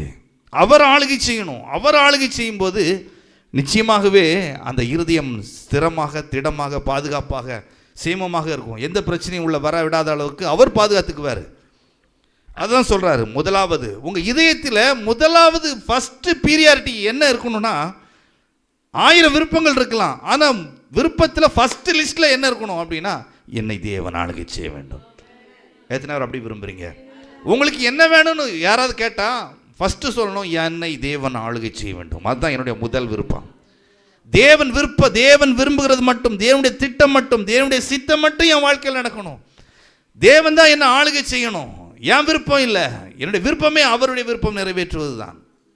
அப்படி எத்தனை பேர் விரும்புகிறீங்க? என் விருப்பம் ஆண்டவருடைய விருப்பம் நடக்கிறது மட்டும்தான் என் விருப்பம். அவர் என்ன விரும்புகிறாரோ அவர் அதை செய்யட்டும், என் விருப்பம் எதுவும் வேண்டாம் அப்படின்னு விரும்புகிறது தான் முதலாவது. எல்லாம் சொல்லுங்க, முதலாவது அவருடைய ராஜ்யத்தை, அவருடைய நீதியை தேடுங்கள் அப்படின்றார். அந்த ராஜ்யம் வரும்போது, ஒரு மனுஷனுக்குள்ளாக ஒரு ராஜ்யம் வரும்போது, ராஜ்யம் எப்படி வரும்? தேவன் வரும்போது, ராஜா வரும்போது ராஜ்யம் உண்டாகும். மத்தேயு எழுதின சுவிசேஷம் 4ஆம் அதிகாரத்தில் இயேசு ராஜாவாக தம்முடைய செயல்களை செய்ய ஆரம்பிக்கிறாரு. அங்கே நம்ம வாசிக்கிறோம், அவர் 12ஆம் வசனம் 4:12 வாசிக்கும்போது, யோவான் காவலில் வைக்கப்பட்டான் என்று இயேசு கேள்விப்பட்டு கலிலேயாவுக்கு போய் நாசரத்தை விட்டு செபுலோன் நப்தலி என்னும் நாடுகளின் எல்லைகளில் இருக்கும் கடற்கரைக்கு அருகான கப்பர்நகமில் வந்து வாசம் பண்ணினார். எல்லாம் சொல்லுங்க, வாசம் பண்ணினார். கடற்கரை அருகிலும் யோர்தானுக்கு அப்புறத்திலும் உள்ள செபுலோன் நாடு நப்தலி நாடும் ஆகிய புறஜாதியருடைய கலிலேயாவிலே இருளில் இருக்கும் ஜனங்கள், எல்லாம் சொல்லுங்க, இருளில் இருக்கும் ஜனங்கள் பெரிய வெளிச்சத்தை கண்டார்கள். மரண இருளின் திசையில் இருக்கிறவர்களுக்கு வெளிச்சம் உதித்தது. வெளிச்சம், தேவனுடைய ராஜ்யம் வரும்போது இருளான வாழ்க்கையில் ஒரு பெரிய வெளிச்சம் உண்டாகுது, ஒரு பெரிய வெளிச்சம் உண்டாகிறது. அநேக மாற்றங்கள் உண்டாக ஆரம்பிக்கிறது, அநேக மாற்றங்கள் உண்டாக ஆரம்பிக்கிறது. 17ஆம் வசனம் வாசிக்கும் போது, அது முதல் இயேசு மனம் திரும்புங்கள் பரலோகராஜ்யம் சமீபித்திருக்கிறது என்று பிரசங்கம் பண்ண தொடங்கினார். எப்படி வெளிச்சத்தை கொண்டு வந்தார் தேவன்? கலிலேயாவினுடைய சுற்றுப்புற நாடுகளில் இருக்கிற ஜனங்கள் இருட்டில் இருந்தாங்களாம். தங்கள் வாழ்க்கை என்ன, எதிர்காலம் என்னன்னே தெரியாமல் இருந்தாங்களாம். எதை குறித்து ஒரு நம்பிக்கை இல்லாத ஒரு வாழ்க்கையாக இருந்தாங்களாம். என்னென்ன நன்மைகள் இருக்குது, எங்கே நன்மை இருக்குது, எங்கே தீமை இருக்குது, எங்கே ஆசீர்வாதம் இருக்குது, எங்கே உயர்வு இருக்குது, எது சரியான வழி, எதுவுமே தெரியாமல் குருட்டாட்டமான ஜனங்களைப் போல இருந்தாங்களாம். எப்படி இருந்தாங்களாம்? எப்படி இருந்தாங்களா? குருட்டாட்டமான ஜனங்களாக இருந்தாங்களாம். அவங்களை எப்படி வெளிச்சத்தை கொண்டு வந்தார்? முதலாவது தங்கினார், ரெண்டாவது பிரசங்கம் பண்ணினார். முதலாவது வாசம் பண்ணினார், ரெண்டாவது ஒன்று தங்கினார் அல்லது வாசம் பண்ணினார், ரெண்டாவது பிரசங்கம் பண்ணினார். சொல்லுங்க, பிரசங்கம் பண்ணினார். தம்முடைய வார்த்தையை அவர் பிரகடனப்படுத்தினார். தம்முடைய வார்த்தையை பிரகடனப்படுத்தினார். எப்படி அவர் பிரகடனப்படுத்தினாரோ, பிரகடனப்படுத்த மக்களுடைய வாழ்க்கையில் இருக்கிற இருள் மாற ஆரம்பிக்குது, இருள் மறைய ஆரம்பிக்கிறது, வெளிச்சம் உதிக்க ஆரம்பிக்குது. நன்மைகளை பார்க்குறாங்க, ஜீவனை பார்க்குறாங்க, வெற்றியை பார்க்குறாங்க, நல்வாழ்வை பார்க்குறாங்க, செழிப்பை பார்க்குறாங்க, சுகத்தை பார்க்குறாங்க, விடுதலையை பார்க்குறாங்க, அடிமைத்தனம் ஒழியுது, முழு சுதந்திரமும் கிடைக்குது. ஒரு அற்புதமான ஒரு காலமாக இருக்குது. ஏனென்றால் ராஜா வார்த்தையை சொல்ல வார்த்தையை அனுப்ப வார்த்தை பிரசங்கிக்கப்பட அங்கே மாற்றங்கள் உண்டாகிக்கொண்டே இருக்கிறது. மாற்றங்கள் உண்டாகிக்கொண்டே, நீங்கள் கூட பார்த்துருக்கீங்களா? சில நேரங்களில் பெற்றோர் வீட்டை விட்டு வெளியே போயிருப்பாங்க, பிள்ளைகள் மட்டும் வீட்டிலேருந்து விளையாடிட்டு இருப்பாங்க. போகும்போது வீடு ஒரு விதமாக இருக்கும், வந்து பார்க்கும்போது வீடு தலைகளாக இருக்கும். வந்தோடனே ஒரு கம்பை கையில் எடுத்து வச்சுட்டு சத்தம் போடுவாங்க, இதை யார் இங்கே எடுத்தா, தூக்கி தூரப்போடு, இதை பார் யார் எடுத்தா, வார்த்தை சொல்ல அங்கே ஒவ்வொன்றா மாறிக்கிட்டே இருக்கும். கவனிச்சிருக்கீங்களா? வீட்டில் உங்கள் வீட்டில் அப்படி மாறி இருக்காங்க? இதெல்லாம் நடந்திருக்குதா? தலைகீழாக இருக்கிறது மறுபடியும் சரியாக மாற ஆரம்பிக்கும். நான் சொல்கிறேன், ராஜாவுடைய வார்த்தை உங்களுக்குள்ளாக வரும்போது, உங்களை நோக்கி வரும்போது தலைகீழாக இருக்கிறது, சீர்கேடாக இருக்கிறது, வெறுமையாக இருக்கிறது, ஒழுங்கன்மையாக இருக்கிறதெல்லாம் ஒழுங்காக மாற ஆரம்பிக்கும். எத்தனை பேர் விசுவாசிக்கிறீங்க? அது நம்முடைய சரீரத்திலேயே இருக்கலாம், நம்முடைய குடும்பத்திலேயே இருக்கலாம், நம்முடைய வாழ்க்கையிலாக இருக்கலாம். என்ன சீர்கேடுகள் இருந்தாலும், என்ன வெறுமை இருந்தாலும், என்ன சொல்ல தோல்விகள் இருந்தாலும், நிராகரிப்பு இருந்தாலும், எப்படிப்பட்ட பயங்கரமான இருள் இருந்தாலும் எல்லாம் மாற ஆரம்பிக்கும். எப்போது? வார்த்தை வரும்போது. எப்போது? வார்த்தை வரும்போது. வார்த்தைக்கு அவ்வளோ ஒரு வல்லம் இருக்குது. சீர்கேடுகள் மறையணும்னா, சீர்கேடுகள் இன்னும் மாறாமல் இருக்குதுன்னா, வார்த்தைக்கு அங்கே ஏதோ தோல்வி இருக்குதுன்னு, வார்த்தைக்கு தோல்வி இல்லை, வார்த்தையினுடைய முக்கியத்துவம் சரியாக போய் சேரலன்னு அர்த்தம். வார்த்தைக்கு முக்கியத்துவத்தை நம்ம கொடுக்கல அப்படின்றது அர்த்தம். எத்தனை பேர் நான் சொல்கிறது புரியுது? நல்லா, வார்த்தை ரொம்ப முக்கியங்க. எத்தனை வருஷம் சர்ச்சைக்கு வந்தோங்கிறது முக்கியம் கிடையாது, வார்த்தைக்கு எவ்வளோ முக்கியத்துவம் கொடுக்குறோங்கிறது ரொம்ப முக்கியம். பக்கமாக பார்த்து சொல்லுங்க, நீங்கள் எத்தனை வருஷம் சர்ச்சைக்கு வந்தீங்கிறது முக்கியம் கிடையாதுங்க, எப்படி வாரீங்கிறது முக்கியம் கிடையாதுங்க, வார்த்தைக்கு எவ்வளோ முக்கியத்துவம் கொடுக்குறது தான் முக்கியம். அதை வச்சு தான் உங்கள் குடும்பத்தில் ஆசீர்வாதம் இருக்குது, அதை வச்சு தான் உங்கள் குடும்பத்தினுடைய சீரான வாழ்க்கை இருக்குது. குடும்பங்கள் சீர்பெறாமல், பிள்ளைகள் சீர்பெறாமல் சீர்கெட்டு போய் எந்த மாற்றம் இத்தனை வருஷமாக வாரோம் குடும்பத்தில், பிள்ளைகளுடைய வாழ்க்கையில், தம்முடைய வாழ்க்கையில் எந்த ஒரு மாற்றமும் வரலைன்னா வார்த்தை அங்கே வரவில்லை என்று அர்த்தம், வார்த்தை போய் சேரலைன்னு அர்த்தம், எங்கேயோ ஒரு பெரிய தடை இருக்குதுன்னு அர்த்தம். பேசப்பட்ட வார்த்தைகள் சரியாக போய் அடையலை, சரியாக போய் அடையலை. ஆதியாகமத்தில் வாசிக்க முடியும், திருப்பி கொள்வோம். ஆதியாகமம் 1வது அதிகாரத்துக்கு போவோம். அங்கே நம்ம பார்க்குறோம் இல்லையா, 1ஆம் அதிகாரம் 2, ஆதியாகமம் 1:2 தொடர்ச்சியாக வாசிப்போம். பூமியானது ஒழுங்கின்மையும் வெறுமையுமாய் இருந்தது. எல்லாம் சொல்லுங்க, பூமியானது ஒழுங்கின்மையும் வெறுமையுமாய் இருந்தது. ஆழத்தின் மேல் இருள் இருந்தது. தேவ ஆவியானவர் ஜலத்தின் மேல் அசைவாடி கொண்டிருந்தார். எல்லாம் சொல்லுங்க, அசைவாடி கொண்டிருந்தார். அதான் தங்கினார் அல்லது வாசம் பண்ணினார்னு அர்த்தம். இருள் இருந்த பூமி. இருள் எப்படி இருந்துச்சானா, ரொம்ப பயங்கரமாக இருந்துச்சான். ஆளுகை செய்து கொண்டிருந்ததான் அநேக குடும்பங்கள், அநேகருடைய வாழ்க்கையில் இருள் என்ன பண்ணுதுன்னா சும்மா இருக்கிறது இல்லை, ஆளுகை செய்து. எல்லாம் சொல்லுங்க, ஆளுகை செய்து அதிகாரப்படுத்துது. எப்படி அதிகாரப்படுத்துது? வாழ்க்கையினுடைய வெற்றியை காண விடாமல், வாழ்க்கையினுடைய முன்னேற்றத்தை காண விடாமல், வாழ்க்கை தேவன் வைத்திருக்கிற ஆசீர்வாதங்களை பார்க்க விடாமல் இருளானது என்ன செய்கிறது என்றால் ஆளுகை செய்கிறது. எல்லாம் சொல்லுங்க, ஆளுகை செய்கிறது. இருள் ரொம்ப பொல்லாததுங்க. அநேக அறியாமைங்கிற ஒரு விஷயத்தை நமக்குள்ளாக கொண்டு வந்து அநேக முன்னேற்றங்களை, அநேக நல்வாழ்வுகளை, அநேக வெற்றியை நீங்களும் நானும் சுதந்திரிக்க விடாமல் இருளானது தடை செய்து விடும். இருளானது என்ன செய்து விடும்? ஏன் வாழ்க்கையில் முன்னேற்றம் இல்லை? ஏன் என்ன வாழ்க்கை இருளா இருக்குது? ஏராளமான அறியாமைங்கிற இருள் மனதில் இருக்குதுங்க.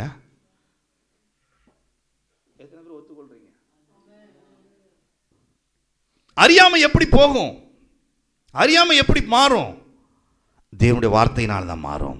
தேவனுடைய வார்த்தை, தேவனுடைய வசனம் சொல்லக்கூடிய வெளிச்சம் நம்முடைய இதயத்தில் வரும்போது அந்த வெளிச்சம் இருளை விரட்ட போதுமானதாக இருக்கிறது. எத்தனை பேர் விசுவாசிக்கிறீங்க? நிறைய விஷயம் தெரியலையா? நிறைய அறியாமை இருக்குதா? வார்த்தை கவனிங்க, வார்த்தைக்கு முக்கியத்துவம் கொடுங்க. அந்த வார்த்தை போதுமானது. உங்களுடைய அறியாமையை, உங்களுடைய மூடத்தனத்தை, தேவன் வைத்திருக்கிற முன்னேற்றங்கள், ஆசீர்வாதங்கள், தேவன் வைத்திருக்கிற சீரான வாழ்வு, இவைகளை குறித்து கரிசனை இல்லாமல் இருக்கீங்களா? நான் சொல்கிறேன், அதெல்லாம் உங்களுடைய அறியாமை. அதெல்லாம் அறியாமை. உங்களுக்கு புரியலை, உங்களுக்கு என்னன்னே தெரியலை. இப்படி கீழ்ப்படிவதனால, வார்த்தைக்கு கீழ்ப்படிவதனால, வார்த்தைக்கு செயல்படுவதனால எப்படிப்பட்ட நன்மைகள், எப்படிப்பட்ட ஆசீர்வாதங்கள் தேவன் நம்முடைய வாழ்க்கையில் வைத்திருக்கிறார். அதை எப்படி நம்ம சுதந்திரித்துக் கொள்ள முடியும்?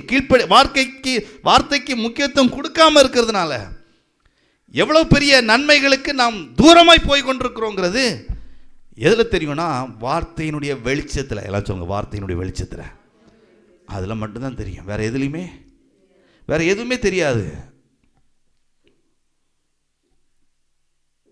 ஒரு கல்வி கற்றுக்கொள்ளாத ஒரு மனிதனிடம், எழுத வாசிக்க தெரியாத ஒரு மனிதரிடம்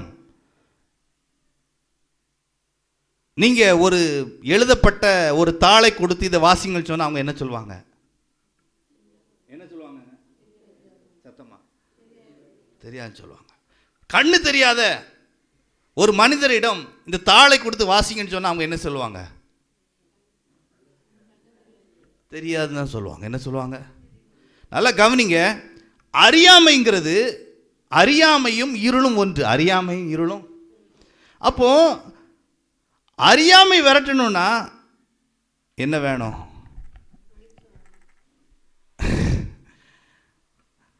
வார்த்தை வேணும், வெளிச்சம் வேணும், வார்த்தையின் வெளிச்சம் வேணும். அறிந்து கொள்ள வேண்டும், தெரிந்து கொள்ள வேண்டும். எப்படி தெரிந்து கொள்வோம்? கேள்விப்படும் போது. எப்படி தெரிந்து கொள்வோம்?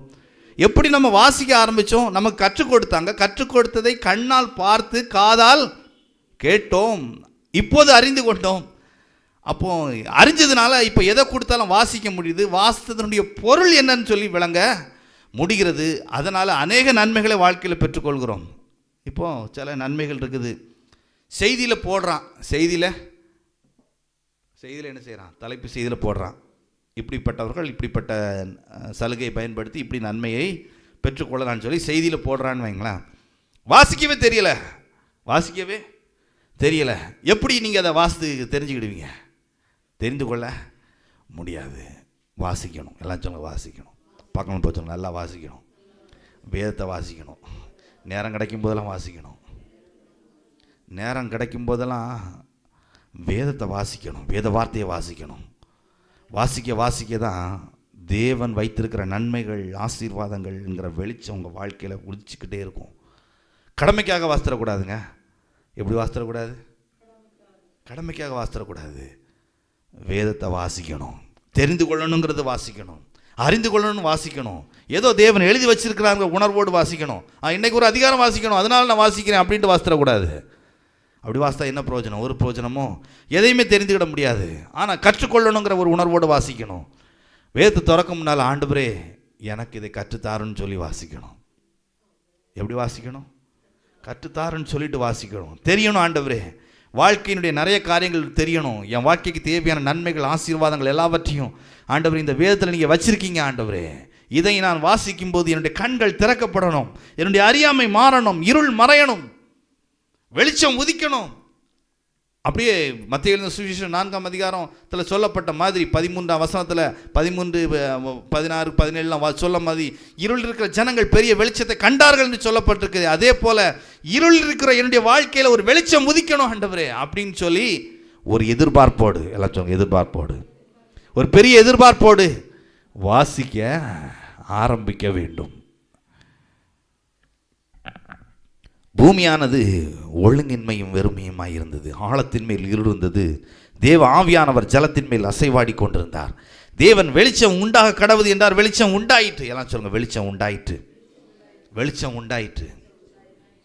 என்றைக்குமே நல்லா கவனிங்க, ஆவியானவரையும் வார்த்தையையும் பிரிக்கவே முடியாது. ஆவியானவர் வார்த்தையை கொண்டு வருவார். ஆவியானவர் இதை கொண்டு வருவார்.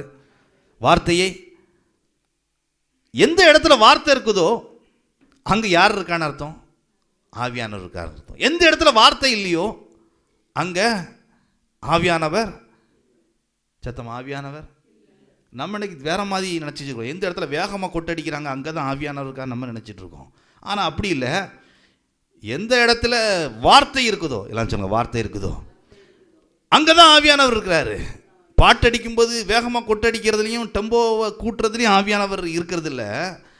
ஆனால் சொல்கிறேன், ஆவியானவர் எப்போ இருக்கிறார்னா, ஆவியானவர் வந்தால் சும்மா வரவே மாட்டார். ஆவியானவர் வந்தால் சும்மா, சில நேரங்களில் சில பிள்ளைகள் சொல்லுவாங்க, எங்கள் தாத்தா பாட்டி வீட்டுக்கு வந்தால் ஒரு நாள் சும்மாவே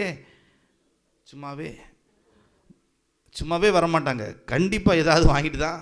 சிலருடைய ஹேபிட் அப்படி. ஆவியானவருடைய ஹேபிட் என்னென்னா, அவர் வந்தார்னா சும்மா கொஞ்ச நேரம் வச்சு எல்லோரும் நல்லா ஓன்னு சுற்றி வாட வச்சுட்டு அது ராட்டில் சுற்றின மாதிரி ஒரு சுற்றி வச்சுட்டு அப்படியே ஆஃப் பண்ணிட்டு போங்கன்னு வரட்டிட மாட்டார். ஆவியானவர் வார்த்தையை தருவார். என்ன தருவார்? ஆவியானவரையும் வார்த்தையும் பிரிக்கவே முடியாது. ஆவியானவர் வாரதே எதுக்கு? சும்மா உங்களை எல்லாரையும் ஆட வைக்கிறதுக்கு, துள்ள வைக்கிறதுக்கும், பாட வைக்கிறதுக்குமா வராரு? வார்த்தையை வெளிப்படுத்தும்படி. வார்த்தையை பழைய ஏற்பாட்டு காலத்தில் பார்க்க முடியும். தீர்க்கதரிசிகள் இருந்தாங்க. ஆவியானவர் மீது பலமாக இறங்கினோன்னு என்ன சொன்னாங்க? தேவனுடைய வார்த்தையை பிரசங்கிக்க ஆரம்பித்தார்கள், பேச ஆரம்பித்தார்கள். அதே மாதிரி நீங்கள் புதிய ஏற்பாட்டுக்கு நான் வரேன் பாருங்களேன். அப்போஸ்தலர் 2ஆம் அதிகாரத்தில் பரிசுத்த ஆவியானவர் மேல் மாடியில் பயங்கரமாக பலத்த காற்றடிக்கிற ஒரு பெரிய காற்று அடித்தது, முழக்கம் உண்டானது, பெருமனை சத்தம் உண்டானது, எல்லாம் நடந்துட்டு அதோட முடிஞ்சு போயிடல. அதோட முடிஞ்சு போகல. அவ்வளவு நடந்ததே எதுக்குன்னா வார்த்தையை கொண்டு வரும்படியாக. எதுக்காக? வார்த்தையை கொண்டு வரும்படியாக.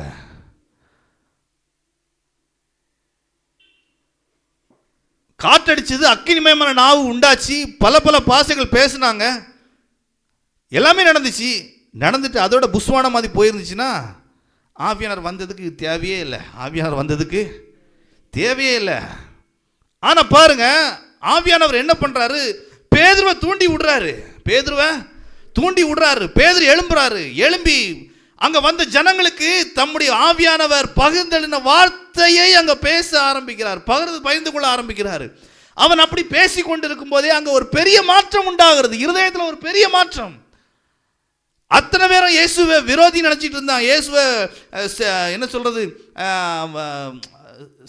பெயல்செபூல் அப்படின்லாம் சொல்லிட்டு இருந்தான். இயேசுவை நம்பாம இருந்தான். இயேசுவை வேற மாதிரி பார்த்துட்டு இருந்தவன் இப்போ ஆவியானவர் வந்து வார்த்தையை கொண்டு வந்த போது அந்த இயேசுவின் மீது விசுவாசம் வைக்க ஆரம்பித்தார்கள். தங்களுடைய பொல்லாத வழிகளை விட ஆரம்பித்தார்கள். மனம் திரும்ப ஆரம்பித்தார்கள். வார்த்தைக்கு கீழ்ப்படிய ஆரம்பித்தார்கள். அன்றைய தினமே 3000 பேர் ரட்சிக்கப்பட்டாங்க. ரட்சிப்பு எப்படி உண்டாகும்? ரட்சிப்பு எப்படி உண்டாகும் அப்படின்னா வார்த்தையினால உண்டாகும். எப்படி உண்டாகும்?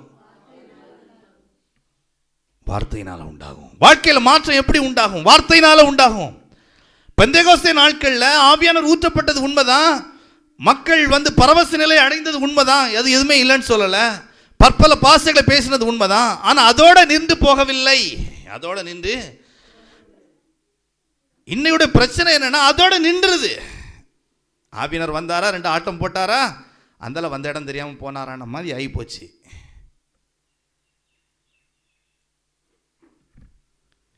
ஈவன் மற்ற பிற மதஸ்தர்கள் கூட ஆட்டம் போட்டுட்டு அதோட போகிறதில்ல. அப்படி கூச்ச கண்டு போட்டு பார்த்தா அது 4 கள்ள குறியாது சொல்லிட்டு போகுது.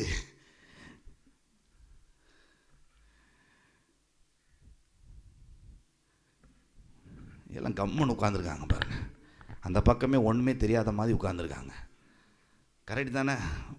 வந்துட்டு கேட்குறாங்க இல்லையா, 4 அருள் வாக்க சொல்லு, என்னோட அருளோ இருளோ ஏதாவது ஒரு வாக்க சொல்லிட்டு அது போயிடுது. ஆனால் இங்கே அதுவும் பார்க்க முடியலை. ஆட்டத்தோடு முடிஞ்சிருது எல்லாமே. ஆனால் ஆவியானவர் என்றைக்குமே தனிமையாக வர்றவரே கிடையாது. வார்த்தையை கொண்டு வரக்கூடிய ஆவியானவர். மரியாள்ங்கிற ஒரு மனசி இருக்கிறா. ஆவியானவர் அவன் மீது நிழலிடுறாரு. நிழலிட்டோன்னே வார்த்தையானவரை அவருடைய கர்ப்பத்துக்குள்ளாக கொண்டு வராரு.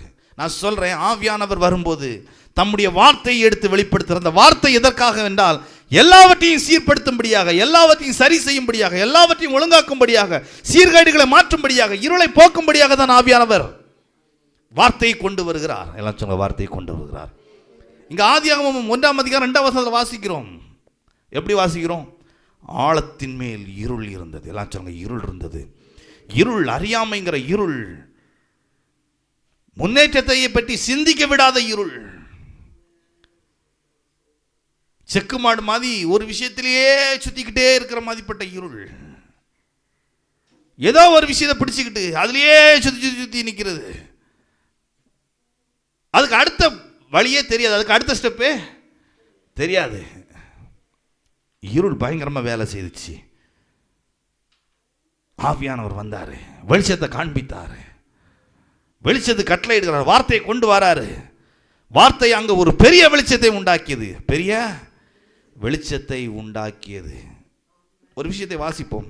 யோவான் சுவிசேஷம் 6ஆவது அதிகாரம்.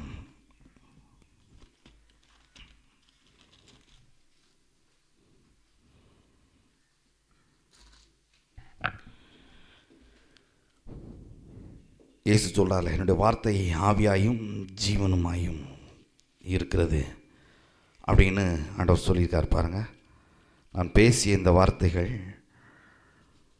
ஆவியாயும் ஜீவனுமாயும் இருக்கிறது அப்படின்னு சொல்லியிருக்கார். பாருங்க, 63 வாசிக்கிறேன். யோவான் சுவிசேஷம் 6:63. ஆவியோ உயிர்ப்பிக்கிறது. எல்லாம் சொல்லுங்க, ஆவியோ உயிர்ப்பிக்கிறது. சத்தம், ஆவியோ உயிர்ப்பிக்கிறது. என்ன சத்தம்? ஆவியோ உயிர்ப்பிக்கிறது. ஆவியானவர் வந்தார்னா செத்துப்போன சூழ்நிலையில் இருக்கிற மாதிரி, செத்துப்போன அனுபவங்கள், நம்பிக்கையற்ற அனுபவங்கள், நம்பிக்கையற்ற சூழ்நிலைகள், அடுத்து என்ன சொல்லலாம், கிரியை செய்யவே முடியாத சூழ்நிலைகள் எல்லாம் மாறி அங்கே கிரியைகள் நடக்க ஆரம்பிக்கும். எல்லாம் சொல்லுங்க, கிரியைகள் நடக்க ஆரம்பிக்கும். ஆவியானவர் வரும்போது வார்த்தை வர்றதுனால, வார்த்தையானவர் பிரசங்கிக்கப்படுறதுனால அங்க நம்பிக்கையற்ற சூழ்நிலைகளில் ஒரு நம்பிக்கை உண்டாக ஆரம்பிக்கிறது. என்ன உண்டாக ஆரம்பிக்கிறது? சத்தம் என்ன உண்டாக ஆரம்பிக்கிறது? ஆவியானவர் வரும்போது அங்கே ஒரு உயிர் மீட்சி, எல்லாம் சொல்லுங்க உயிர் மீட்சி, செத்த அனுபவம் மாறுது. செத்த அனுபவம்னா மீன்ஸ் எதையுமே செய்ய முடியாது, எதையுமே அறிய முடியாம, எதையுமே உணர முடியாம போதையில் இருக்கணும். பார்த்துருக்கீங்களா? அவனை அடிச்சு கொன்று போட்டா கூட அவனுக்கு ஒண்ணுமே தெரியாது. அவனுக்கு ஒண்ணுமே தெரியாது. என்ன நடக்குது, சுத்தி என்ன நடக்குது, என்ன போயிட்டு இருக்குது, என்ன நடந்துட்டு இருக்குது, எதுவுமே தெரியாது. செத்த அனுபவம் கிட்டத்தட்ட அந்த மாதிரி தாங்க. ஆனால் ஆவியானவர் வந்த உடனே எல்லாவற்றையும் அவனுக்கு காண்பிக்க ஆரம்பிக்கிறார், உணர்வை ஆரம்பிக்கிறார், உணர்வு கொடுக்க ஆரம்பிக்கிறார். ஒரு இருட்டா இருக்கிற இடத்துல என்னென்ன ஒழுங்குகள், சீர்கேடுகள், வெறுமைகள் இருக்குதுங்கிறத யாருமே என்ன செய்ய முடியாது, அறிந்து கொள்ள முடியாது, யாருமே தெரிஞ்சிக்க முடியாது. ஆனால் லைட் போட்ட உடனே எல்லாமே மாற ஆரம்பிக்குது, எல்லாமே மாற ஆரம்பிக்குது. தேவனுடைய வார்த்தையும் அதே மாதிரி தான். தேவனுடைய வார்த்தையும் அப்படிப்பட்டதுதான். வாசிப்போம். ஆவியோ உயிர்ப்பிக்கிறது, மாமிசமானது ஒன்றுக்கும் நான் உங்களுக்கு சொல்லுகிற வசனங்கள் ஆவியாயும் ஜீவனமாய். எல்லாம் சொல்லுங்க. வசனம் ஆவியா இருக்குது, ஜீவனா இருக்குது. வசனம் எப்படி இருக்குது? வார்த்தை எப்படி இருக்குது? அப்போ ஆவியானவரையும் வசனத்தையும் ஆவியானவரையும் வார்த்தையும் நீங்க பிரிச்சே பார்க்க முடியாது. பிரிச்சே அந்த பிரிவினை ஆவி ரெண்டையும் பிரிச்சே தான் காண்பிக்கும். என்னைக்குமே எப்படி காண்பிக்கும்? பிரிச்சே தான். வேதம் சொல்லுது, என் வசனம் ஆவியா இருக்குது, ஜீவனா இருக்குது. ஜீவனா என்னதுங்க? ஜீவனா என்னது? உயிர். ஓகே. அடுத்து ஜீவன் அப்படின்னா அது யாரை குறிக்குதுன்னா இயேசுவை குறிக்குது. அவர் சொல்றார், நானே உயிர்த்தெழுதலும் ஜீவனமாய் இருக்கிறேன். அவர் தான் ஜீவன், அவர் தான் வார்த்தை. அவரை குறித்தான் வேதம் யோவான் சுவிசேஷம் 1ஆம் அதிகாரம் 1ஆம் வசனம் சொல்லுது, அந்த வார்த்தை மாம்சமாகி கிருபையினாலும் சத்தியத்தில் நிறைந்தவராய். அவரை குறித்து சொல்லப்பட்டது வார்த்தையானவர். சொல்லுங்க, வார்த்தையானவர். வெளிப்படுத்தல் 19ஆம் அதிகாரத்தில் வாசித்து பார்த்தீங்கன்னா, ஒருவர் குதிரையின் மேலே புறப்பட்டு வர்றாரு. அப்போ கர்த்தருடைய அவருடைய தொடையில வார்த்தையானவர், வார்த்தை, தேவனுடைய வார்த்தைங்கிற ஒரு நாமம் அவருடைய தொடையில என்ன பண்ணப்பட்டுச்சான்? எழுதப்பட்டிருந்துச்சான். தொடையில என்ன எழுதப்பட்டுச்சு? வார்த்தை. எல்லாம் சொல்லுங்க, வார்த்தை. அப்போ ஆவியானவரையும் வார்த்தையும் என்ன செய்ய முடியாது? பிரிக்கவே ஒரு நாளும் பிரிக்கவே முடியாது. ஆவியானவரையும் வசனத்தை என்ன செய்ய முடியாது? பிரிக்கவே ஒரு நாளும் பிரிக்கவே முடியாது. இதை தெரிஞ்சுக்கிடணும். அடுத்தால வெளிப்படுத்தின விசேஷம் 3ஆம் அதிகாரத்துக்கு போவோம். வெளிப்படுத்தல் 3.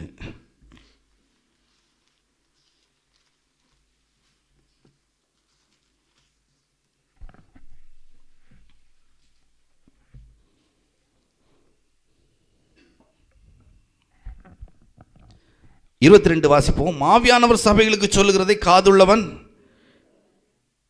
ஆவியானவர் சொல்லுகிறது. எல்லாம் சொல்லுங்க, சொல்லுகிறது. ஆவியானவர்.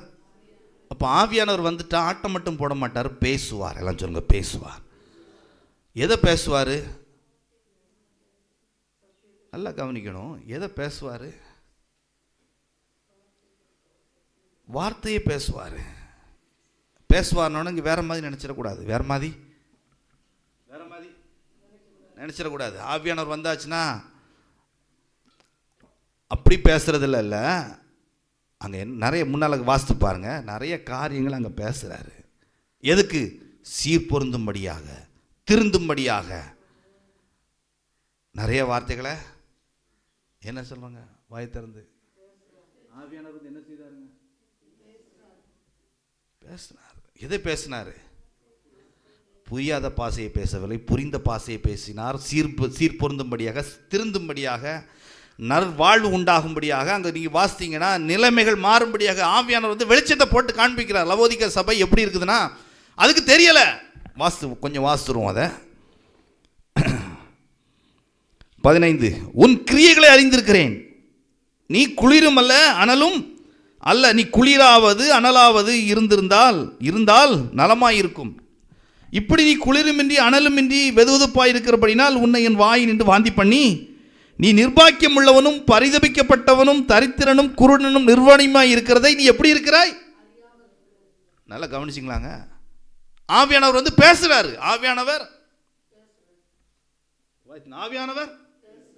ஆவியானவர் என்னத்தை பேசுறாரு?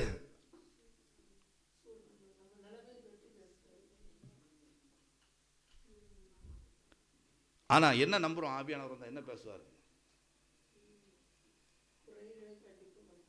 வேற பேசுவார் நம்ம நினைக்கிறோம், எதிர்பார்க்கிறோம். அதில் தான் நிறைய பேர் டவுட். பாஸ்டர்கிட்ட ஆவியானவர் இருக்காரா? பாஸ்டர் பேசவே மாட்டேங்கிறாரே. பேசிடட்டா இப்போ? எத்தனை பேர் நான் பேசணும் சொல்லுங்க? பேசிடுவோம், உடனே பேசிடலாம். இப்போ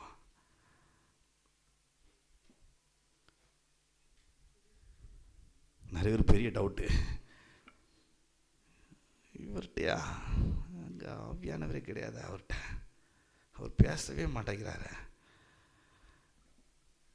இங்கே ஆவியானவர் வேற மாதிரி பேசியிருக்காருங்க. ஆவியானவர் வெளிச்சம் போட்டு காண்பிக்கிறார். லவோதிக்கே சபை இருள்ல இருக்குது, அறியாமைங்கிற இருள்ல இருக்குது. அது வந்து குளிரா இருக்குது, குளிரும் இல்லாமல் அனலும் இல்லாமல் இருக்குது, வெதுவெதுப்பா இருக்குது, நிர்பாக்கியம் உள்ளதா இருக்குது, பரிதபிக்கப்பட்ட நிலைமையில் இருக்குது. சொல்லுங்க, பரிதபிக்கப்பட்ட நிலைமையில் இருக்குது,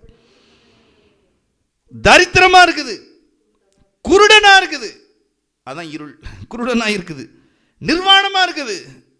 ஏன்னா குருடனா இருந்தா எப்படி தெரியும்? ஆதியாகமத்தில் வாசிக்க முடியும். அவங்க அந்த கனியை சாப்பிட முன்பு ஆடை இல்லாதிருந்து எப்படி இருந்தாங்க? அந்த கனியை சாப்பிட்ட போது கண்கள் என்ன பண்ணப்பட்டுச்சு? அப்போதான் நிர்வாணம் வெளிப்படுது. இப்போ லவோதிக்கே சபை எப்படி இருக்குது?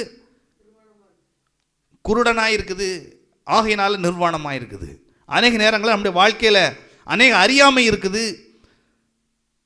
ஏனென்றால் எப்படி இருக்கிறோம்? அறியாமைங்கிற குருட்டுத்தனத்துக்குள்ளாக இருக்கிறோம். அறியாமைங்கிற குருட்டுத்தனத்துக்குள்ளாக இருக்கிறோம். நிர்வாணியமாக இருக்கிறதே அறியாமல் என்ன சொல்றாங்களா? ஐஸ்வர்யவான் என்றும் திரவிய சம்மணன் என்றும் எனக்கு ஒரு குறையுமில்லை என்று சொல்லுகிறபடியால். நல்லா கவனிங்க, நல்ல முக்கியமான விஷயம். அவங்கள்ட்ட எதுவுமே இல்லை, அவங்கள்ட்ட எதுவுமே இல்லை, ஆனால் எல்லாம் இருக்குன்னு சொல்றாங்க. ஒன்றும் சொல்லிடாதீங்க பாசிட்டிவ் கன்ஃபெஷன் பாஸ்டர், விசுவாச அறிக்கை பாஸ்டர் அப்படின்றாதீங்க. இல்லை, விசுவாசத்தினால பேசப்பட்ட வார்த்தையில் இது இல்லை. ஆனால் பேசுகிறாங்க எப்படின்னா, நான் கரெக்டாக இருக்கிறேன்னு நினச்சிட்டு பேசுகிறாங்க, நான் சரியாக தான் போயிட்டு இருக்கேன்னு நினச்சிட்டு பேசுகிறாங்க. நான் ஐஸ்வர்யவான். அப்போ ஆண்டவர் என்ன சொல்கிறாரு? நீ அப்படி ஆகும்படி அப்படி சில வழிகளை சொல்கிறாரு.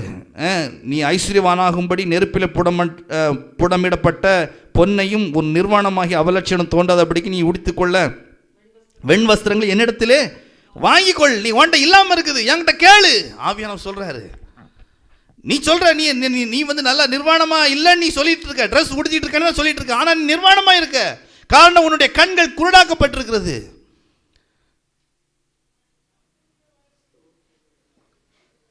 ஆவியானவருடைய வேலை வார்த்தையை கொண்டு வருவது, சூழ்நிலையை மாற்றுவது.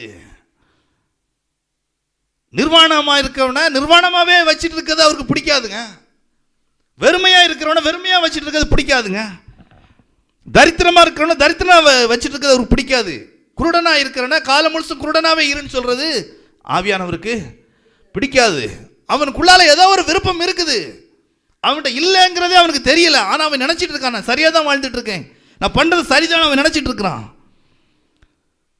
நான் ரொம்ப வெதுவெதுப்பாய் ஆவிக்குள்ள ரொம்ப நல்லா இருக்கேன்னு நினைச்சிட்டு இருக்கான். ஆனால் சொல்றாரு, ஐயோ நீ குளிரும் இல்லை அனலும் இல்லாமல் ஒன்றுக்கும் உதவாமல் உட்கார்ந்துருக்கிற அப்படின்றாரு.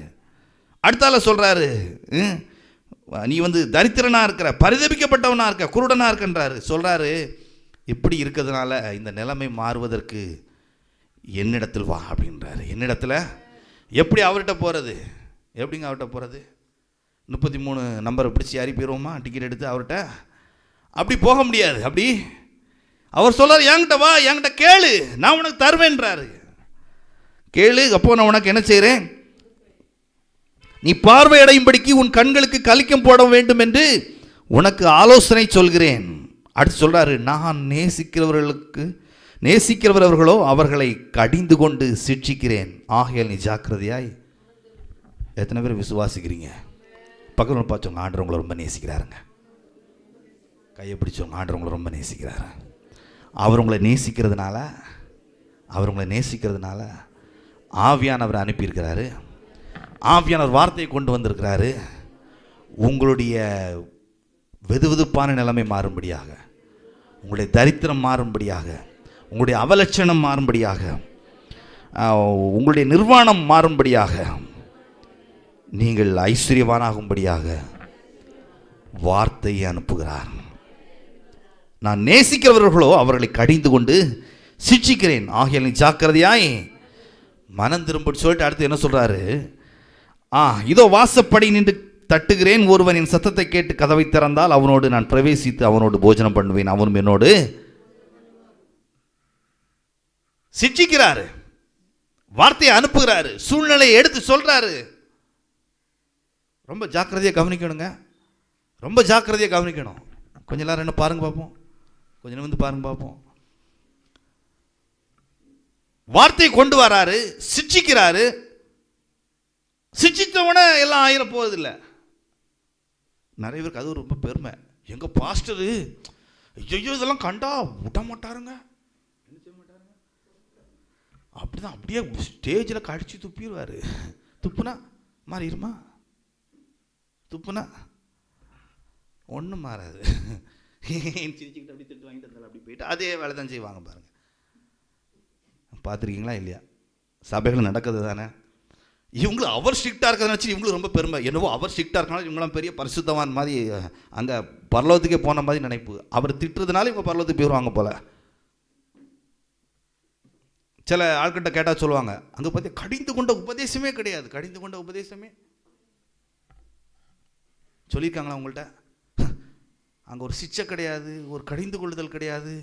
எப்படி வேணாலும் ஆவியானவங்க என்ன சொல்றாரு பாருங்க, நான் நேசிக்கிறதுனால சிட்சிக்கிறேன். நேசிக்கிறதுனால சில நேரங்களில் விசுவாசிகளை அல்லது மனிதர்களை, வாலிப பிள்ளைகளை, சின்ன பிள்ளைகளை, சண்டே ஸ்கூல் பிள்ளைகளை, டீச்சர்ஸை திட்டுறதுங்கிறது ஆளுகைத்தன்மை, நாட்டாமைத்தன்மை காண்பிக்கிறதுக்காக அல்ல, நேசிக்கிறபடினால. சில நேரங்களில் சில கண்டிப்புகளுக்குள்ளாக கொண்டு போவது பெரிய சாம்பியன் அப்படின்னு காண்பிக்கிறதுக்காக அல்ல, நேசிக்கிறபடினால. எதனாலங்க? அது அவங்க கடமை. அவங்க திட்டுறதுனால ஒருத்தங்க நல்லா ஆயிர போகிறது கிடையாது. ஆனால் நேசத்தினுடைய ஒரு வெளிப்பாடு தான் அந்த கோபமும் அந்த திட்டுதலும். நேசத்தினுடைய வெளிப்பாடு தான் அந்த கோபமும் அந்த திட்டுதலும். அவ்வளவு சொல்லிட்டு என்ன சொல்றாரு? வாசப்படி நின்று கதவை திட்டாருன்னு ரொம்ப சந்தோஷப்படுறாங்க. நீங்கள் 100 டிகிரி, அதாவது 100% பியூர் ஆகிட்டீங்க, பரிசுத்தம் ஆகிட்டீங்க அப்படின்னு நினச்சிடாதீங்க. நிறைய பேருக்கு அதிலே பெரிய, எங்கள் பாஸ்டர் அப்படி பேசுவார், எப்படி பேசினாலும் அடுத்தால ஒரு வசனம் சொல்லுது பாருங்க. ஆவியானவர் எங்கே தான் நின்றுட்டுருக்காரு? கதவு தட்டிக்கிட்டு வெளியே தான் நின்றுட்டுருக்காரு. உள்ளே இன்னும் வரவே இல்லை, உள்ள வரலை. ஆகையினால எங்கள் பாஸ்டர் அப்படி பேசுகிறாரு, இப்படி பேசுகிறாரு, ஆகினால நாங்கள் பெரிய பரிசுத்தவான்னு சொல்லி யாரும் என்ன செய்ய முடியாது, பெருமை பாராட்ட முடியாதுங்க.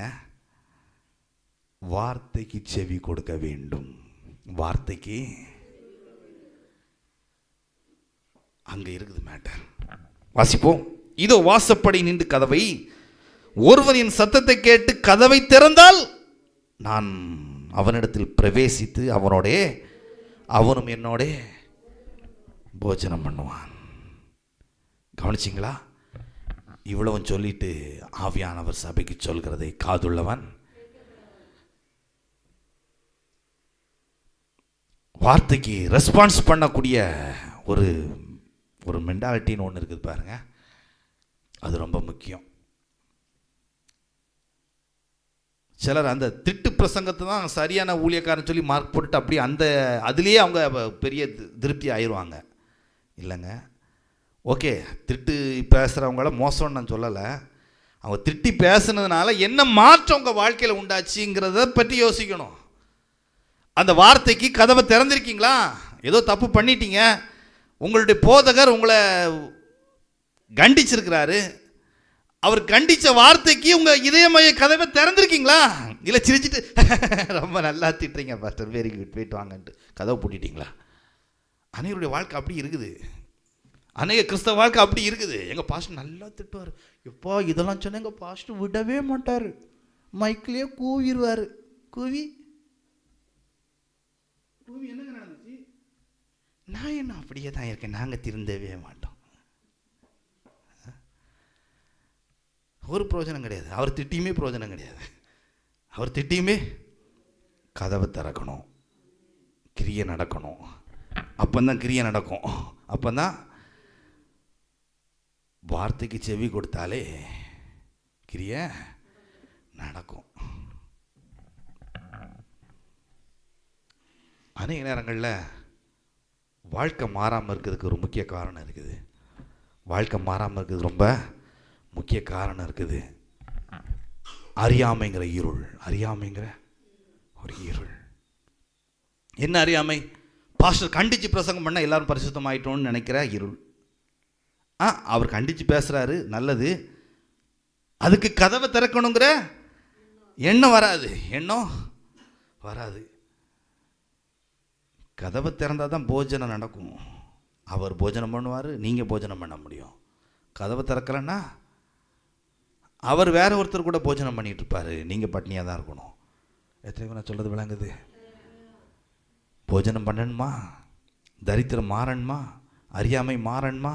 நிர்வாணம் மறையணுமா? ஒழுங்கின்மை மாறணுமா?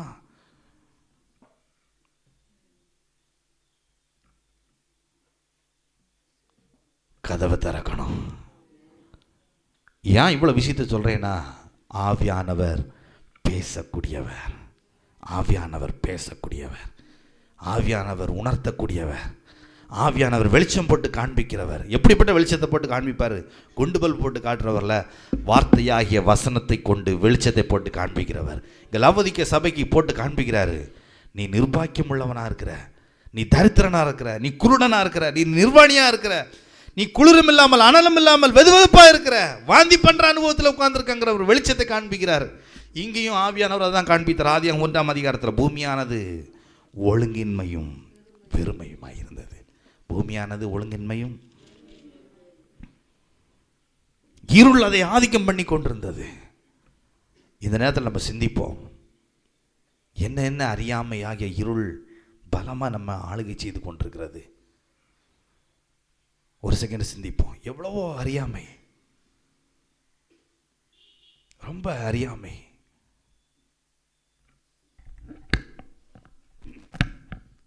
எவ்வளவு பிரசங்கம் பண்ணாலும் அந்த அறியாமை மூடத்தனத்துக்குள்ளாகவே திரும்ப திரும்ப இருந்து கொண்டிருக்கும். அறியாமை விட்டு வெளியே வர்றதுக்கு மனசே வர்றதில்லை. வார்த்தைக்கு செவி கொடுப்பதற்கு மனசு வர்றதே இல்லை. என்ன நினைக்கிறோம்? வார்த்தைக்கு கீழ்ப்படிந்தால் என்னுடைய வயிறு திருப்தி ஆகுமேங்கிறத நினைக்கிறது இல்லை. கதவை பூட்டிக்கிட்டே, கதவை இந்த கூட்டத்துக்கு போனால் அற்புதம் நடந்துருமா, அந்த கூட்டத்துக்கு போனால் அற்புதம் நடந்துருமா, இங்கே போனால் வாழ்க்கை மாறிடுமா, 1000 சோத்திர பலிகள் பண்ணால் காரியம் நடந்துருமா, இப்படி பொருத்தனை பண்ணால் நடந்துருமா, 4 வீட்டு கூட்டத்தை வச்சா சூழ்நிலை மாறிடுமா. அறியாமையில் தான் காலம் ஓடிட்டு இருக்குது. கொஞ்சம் சிந்திச்சு பாருங்கள். இப்படிப்பட்ட சிந்தனையில் இருக்கவங்க சிந்திச்சு பாருங்கள். இவ்வளோ பண்ணி உங்கள் வாழ்க்கையில் என்ன நன்மை நினச்சி, என்ன மாற்றம் வந்துச்சுன்னு நினச்சி பாருங்கள்.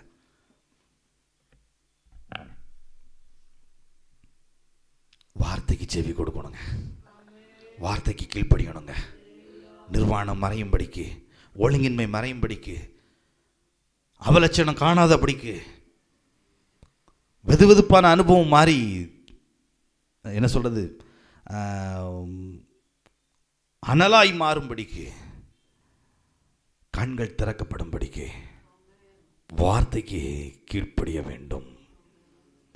ஏனென்றால் இயேசுவும் அங்கே அதை தான் செய்தார். இயேசு பிரசங்கித்தார். இயேசு கலிலேயா நாடுகள் எங்கும் சுற்றி திரிந்து பிரசங்கித்தார். எல்லாம் சொல்லுங்க, பிரசங்கித்தார். அவர் பிரசங்கிக்க பிரசங்கிக்க, பேச பேச அங்கே மாற்றம் உண்டாகிக்கொண்டே இருக்கிறது. மாற்றம் உண்டாகிக்கொண்டே. மாற்றம் வேணுமா? வீட்டு கூட்டம் வச்சா மாறாதுங்க, கோயில் கோயிலாக போனால் மாறாதுங்க, பொருத்தனை பண்ணிட்டா எதுவுமே மாற்றம் வந்துடாது. ஆவியானவர் உங்களை கொண்டு வரக்கூடிய வார்த்தைகளுக்கு இதயத்தை திறந்து கொடுக்க வேண்டும், கதவை திறந்து கொடுக்க வேண்டும். வார்த்தை உள்ள போனோம், அப்போ உங்கள் வயிறு திருப்தியாகும், உங்கள் வாழ்க்கை திருப்தியாகும். திருப்தி இல்லாத வாழ்க்கை வாழ்ந்துட்டு இருக்கீங்களா? வாழ்க்கையில் ஒரு நிறைவு இல்லாமல் இருக்குதா? ஒரு சந்தோஷம் இல்லாமல் இருக்குதா? காரணம், கதவு பூட்டியே இருக்குது, கதவு தட்டப்பட்டு கொண்டே இருக்கிறது. ஒவ்வொரு பிரசங்கத்திலும் கதவு தட்டப்பட்டு கொண்டே இருக்கிறது.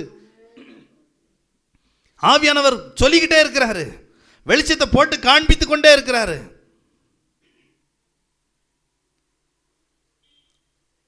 ஆனால் கதவு திறக்கிறதுக்கு மனசு இல்லாமல் இருக்குது. கதவு திறந்தாதான் வயிறு நிரம்புங்க. எல்லாரும் பக்கத்தில் பார்த்து சொல்லுங்க, உங்கள் கதவு திறந்தா உங்கள் வயிறு நிரம்பும். ஏன்னா வார்த்தை சும்மா வர்றதில்லை, போஜனத்தோடு வருது. வார்த்தை சும்மா வர்றதில்லை, நிறைவோடு வருது, ஆசீர்வாதத்தை கொண்டு வருது, அற்புதத்தை கொண்டு வருது வார்த்தை. அந்த வார்த்தைக்கு இதயத்தை திறக்கும்போது, கதவை திறக்கும்போது திருப்தி ஆவீர்கள், போஜனம் கிடைக்கும். பூட்டி இருக்கிற வரைக்கும் போஜனம் கிடைப்பதில்லை. எத்தனை பேருக்கு விளங்குது? அப்படியே நாம் எல்லாரும் எழுந்திருப்போம். கேட்ட வார்த்தைகள் நேர கரங்களை உயர்த்துவோம். நம்ம இதயத்தை தெய்வம் நிறைத்திருப்போம். எத்தனை பேர் விரும்புகிறீங்க ஆவியானவர் பேசக்கூடிய வார்த்தைக்கு? என்னுடைய இதயத்தை திறக்கிறேன் ஆண்டவரே, என்னுடைய இதயத்தை திறக்கிறேன். வார்த்தை என்னை நோக்கி வரட்டும், வார்த்தை என்னை நோக்கி வரட்டும், வார்த்தை என்னை நோக்கி பிரசங்கிக்கப்படட்டும். என்னுடைய அறியாமைகள் என்னை விட்டு அகலட்டும். எத்தனை பேர் வாய்களை திறந்து சொல்ல விரும்புகிறீங்க? இல்லை இன்னும் ஆழத்தின் மேல் இருள் இருந்த மாதிரி உங்கள் இருளான வாழ்க்கையிலேயே தொடர்ந்து கண்ணீர் பண்ணணும்னு விரும்புகிறீங்களா? மனப்பூர்வமாக இதயத்தை திறந்து கொடுத்துக்கிறவங்களுக்கு திருப்தி ஆவீர்கள். தேவனுடைய வார்த்தைக்கு மனப்பூர்வமாக இதயத்தை திறந்து கொடுக்கணும். சிலர் நம்ம வீட்டுக்கு வரும்போது கதவை திறக்கும் போதே சந்தோஷமாக சிரிச்சுக்கிட்டு வாங்கன்னு திறக்கிறோம். சிலர் வரும்போது வந்துட்டாங்களே அப்படின்ற மாதிரி கதை திறக்கிறோம். தேவனுடைய வார்த்தை வரும்போது எப்படி இருக்கிறோம்? சிலர் வரும்போது அந்த சாவி தோரம் வழியாக பார்த்துட்டு ஆள் இல்லாத மாதிரியே உட்கார்ந்துருக்குறோம். தேவனுடைய வார்த்தை நம்மை நோக்கி வரும்போது நம்ம என்ன செய்கிறோம்? நம்ம என்ன ரெஸ்பான்ஸ் பண்ணுறோம்? திருப்தி ஆகணும்னா கதவை திறக்கணும், கதவை திறக்கணும். எத்தனை பேர் சொல்கிறீங்க, ஆண்டவரே இந்த வார்த்தைக்கு என்னுடைய கதவை நான் திறக்கிறேன், நான் திருப்தியாகும்படிக்கு, என்னுடைய நிர்வாணம் மறையும்படிக்கு, என்னுடைய தரித்திரம் மாறும்படிக்கு, என்னுடைய வெதுவெதுப்பான நிலைமை மாறும்படிக்கு, நான் திரவிய சம்பந்தனாகும்படிக்கு என்னுடைய இதயமாகிய கதவை நான் திறக்கிறேன். ஆண்டவரே உம்முடைய வார்த்தை எனக்குள்ளாக வரட்டும், என்னுடைய வயிறு திருப்தி ஆகட்டும். உம்முடைய வார்த்தையினால் திருப்தியாக வேண்டும். என்னுடைய அறியாமை மாறட்டும், என்னுடைய குருட்டுத்தனங்கள் மாறட்டும். என் கண்களில் இந்த வார்த்தை கலிக்கத்தை கொண்டு வரட்டும். என்னுடைய பார்வை நேராயிருக்கட்டும். அக்கம் பக்கம் பார்க்க வேண்டாம், அடுத்தவங்களை பார்க்க வேண்டாம். என்னுடைய கண்கள் தேவனுடைய வார்த்தையை மட்டுமே பார்க்கட்டும். வார்த்தை என்ன சொல்கிறதோ அதுக்கே நான் செவி கொடுக்கிறேன். அடுத்தவங்க என்ன செய்கிறாங்கன்னு சொல்லி அடுத்தவங்களை காப்பி பேஸ்ட் பண்ண மாட்டேன். என் கண்ணுக்கு கலிக்கம் போடுறேன். என் கண்கள் இருக்க எல்லா குருட்டுத்தனங்களும் மாறி போகட்டும். அடுத்தவங்களை பார்த்து பார்த்து பார்த்து அந்த கிட்ட பார்வை என்னை விட்டு அகன்று போகட்டும். தேவனை நோக்கி பார்க்கக்கூடிய தூர பார்வை என் வாழ்க்கையில் உண்டாகட்டும். தேவ வார்த்தை நோக்கி பார்க்கக்கூடிய தூர பார்வை உண்டாகட்டும். வாழ்க்கையிலே செழிப்பு உண்டாகட்டும், வெளிச்சம் உண்டாகட்டும், நல்வாழ்வு உண்டாகட்டும், சுகம் உண்டாகட்டும், பரிசுத்தம் உண்டாகட்டும், விடுதலை உண்டாகட்டும்.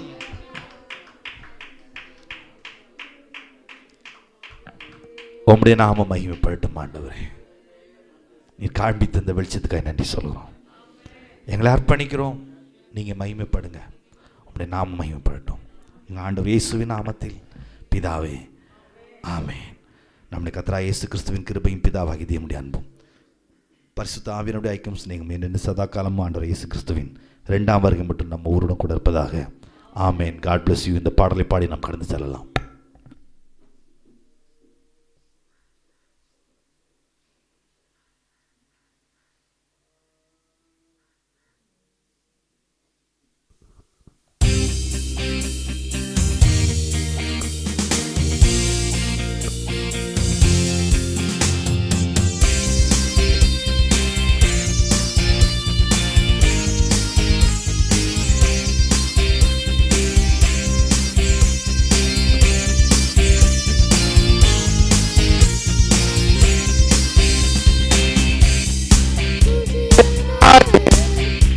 ஒரு அற்புதம் செய்வாரே.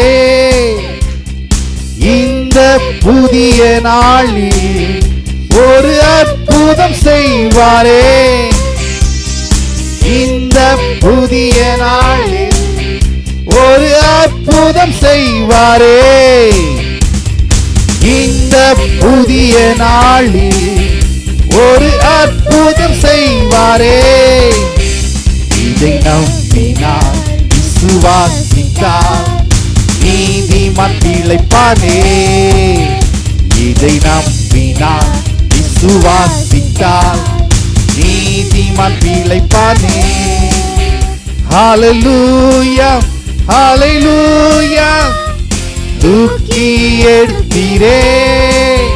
ஹல்லேலூயா ஹல்லேலூயா தூக்கி எடுத்தீரே. இந்த புதிய நாளில் ஒரு அற்புதம் செய்வாரே. இந்த புதிய நாளில் ஒரு அற்புதம் செய்வாரே.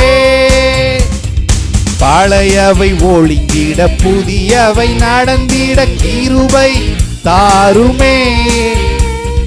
பழையவை ஒழிந்திட புதியவை நடந்திட கிருபை தாருமே. எந்த கண்ணீருக்கு பதிலாக களிப்பை பெற்றிட கிருபை தாருமே. எந்த கண்ணீருக்கு பதிலாக களிப்பை பெற்றிட கிருபை தாருமே. புது கிருபை தாருமே. ஹல்லேலூயா ஹல்லேலூயா தூக்கி எடுத்தீரே. ஹல்லேலூயா ஹல்லேலூயா தூக்கி எடுத்தீரே. இந்த புதிய நாளில் ஒரு அற்புதம் செய்வாரே. இந்த புதிய நாளில் ஒரு அற்புதம் செய்வாரே. இதை நம்பினால் விசுவாசித்தால் நீதிமான் பிழைப்பானே. இதை நம்பினால் விசுவாசித்தால் நீதிமான் பிழைப்பானே. ஹல்லேலூயா ஹல்லேலூயா தூக்கி எடுத்தீரே. ஹல்லேலூயா ஹல்லேலூயா தூக்கி எடுத்தீரே. இந்த புதிய நாளில் ஒரு அற்புதம் செய்வாரே.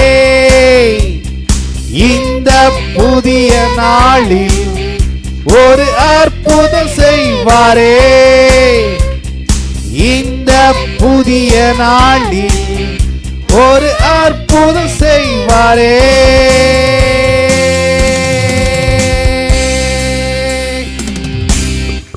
ஹல்லேலூயா. God bless you. கர்த்தர் உங்களை ஆசீர்வதித்திருக்கிறார். ஆமென்.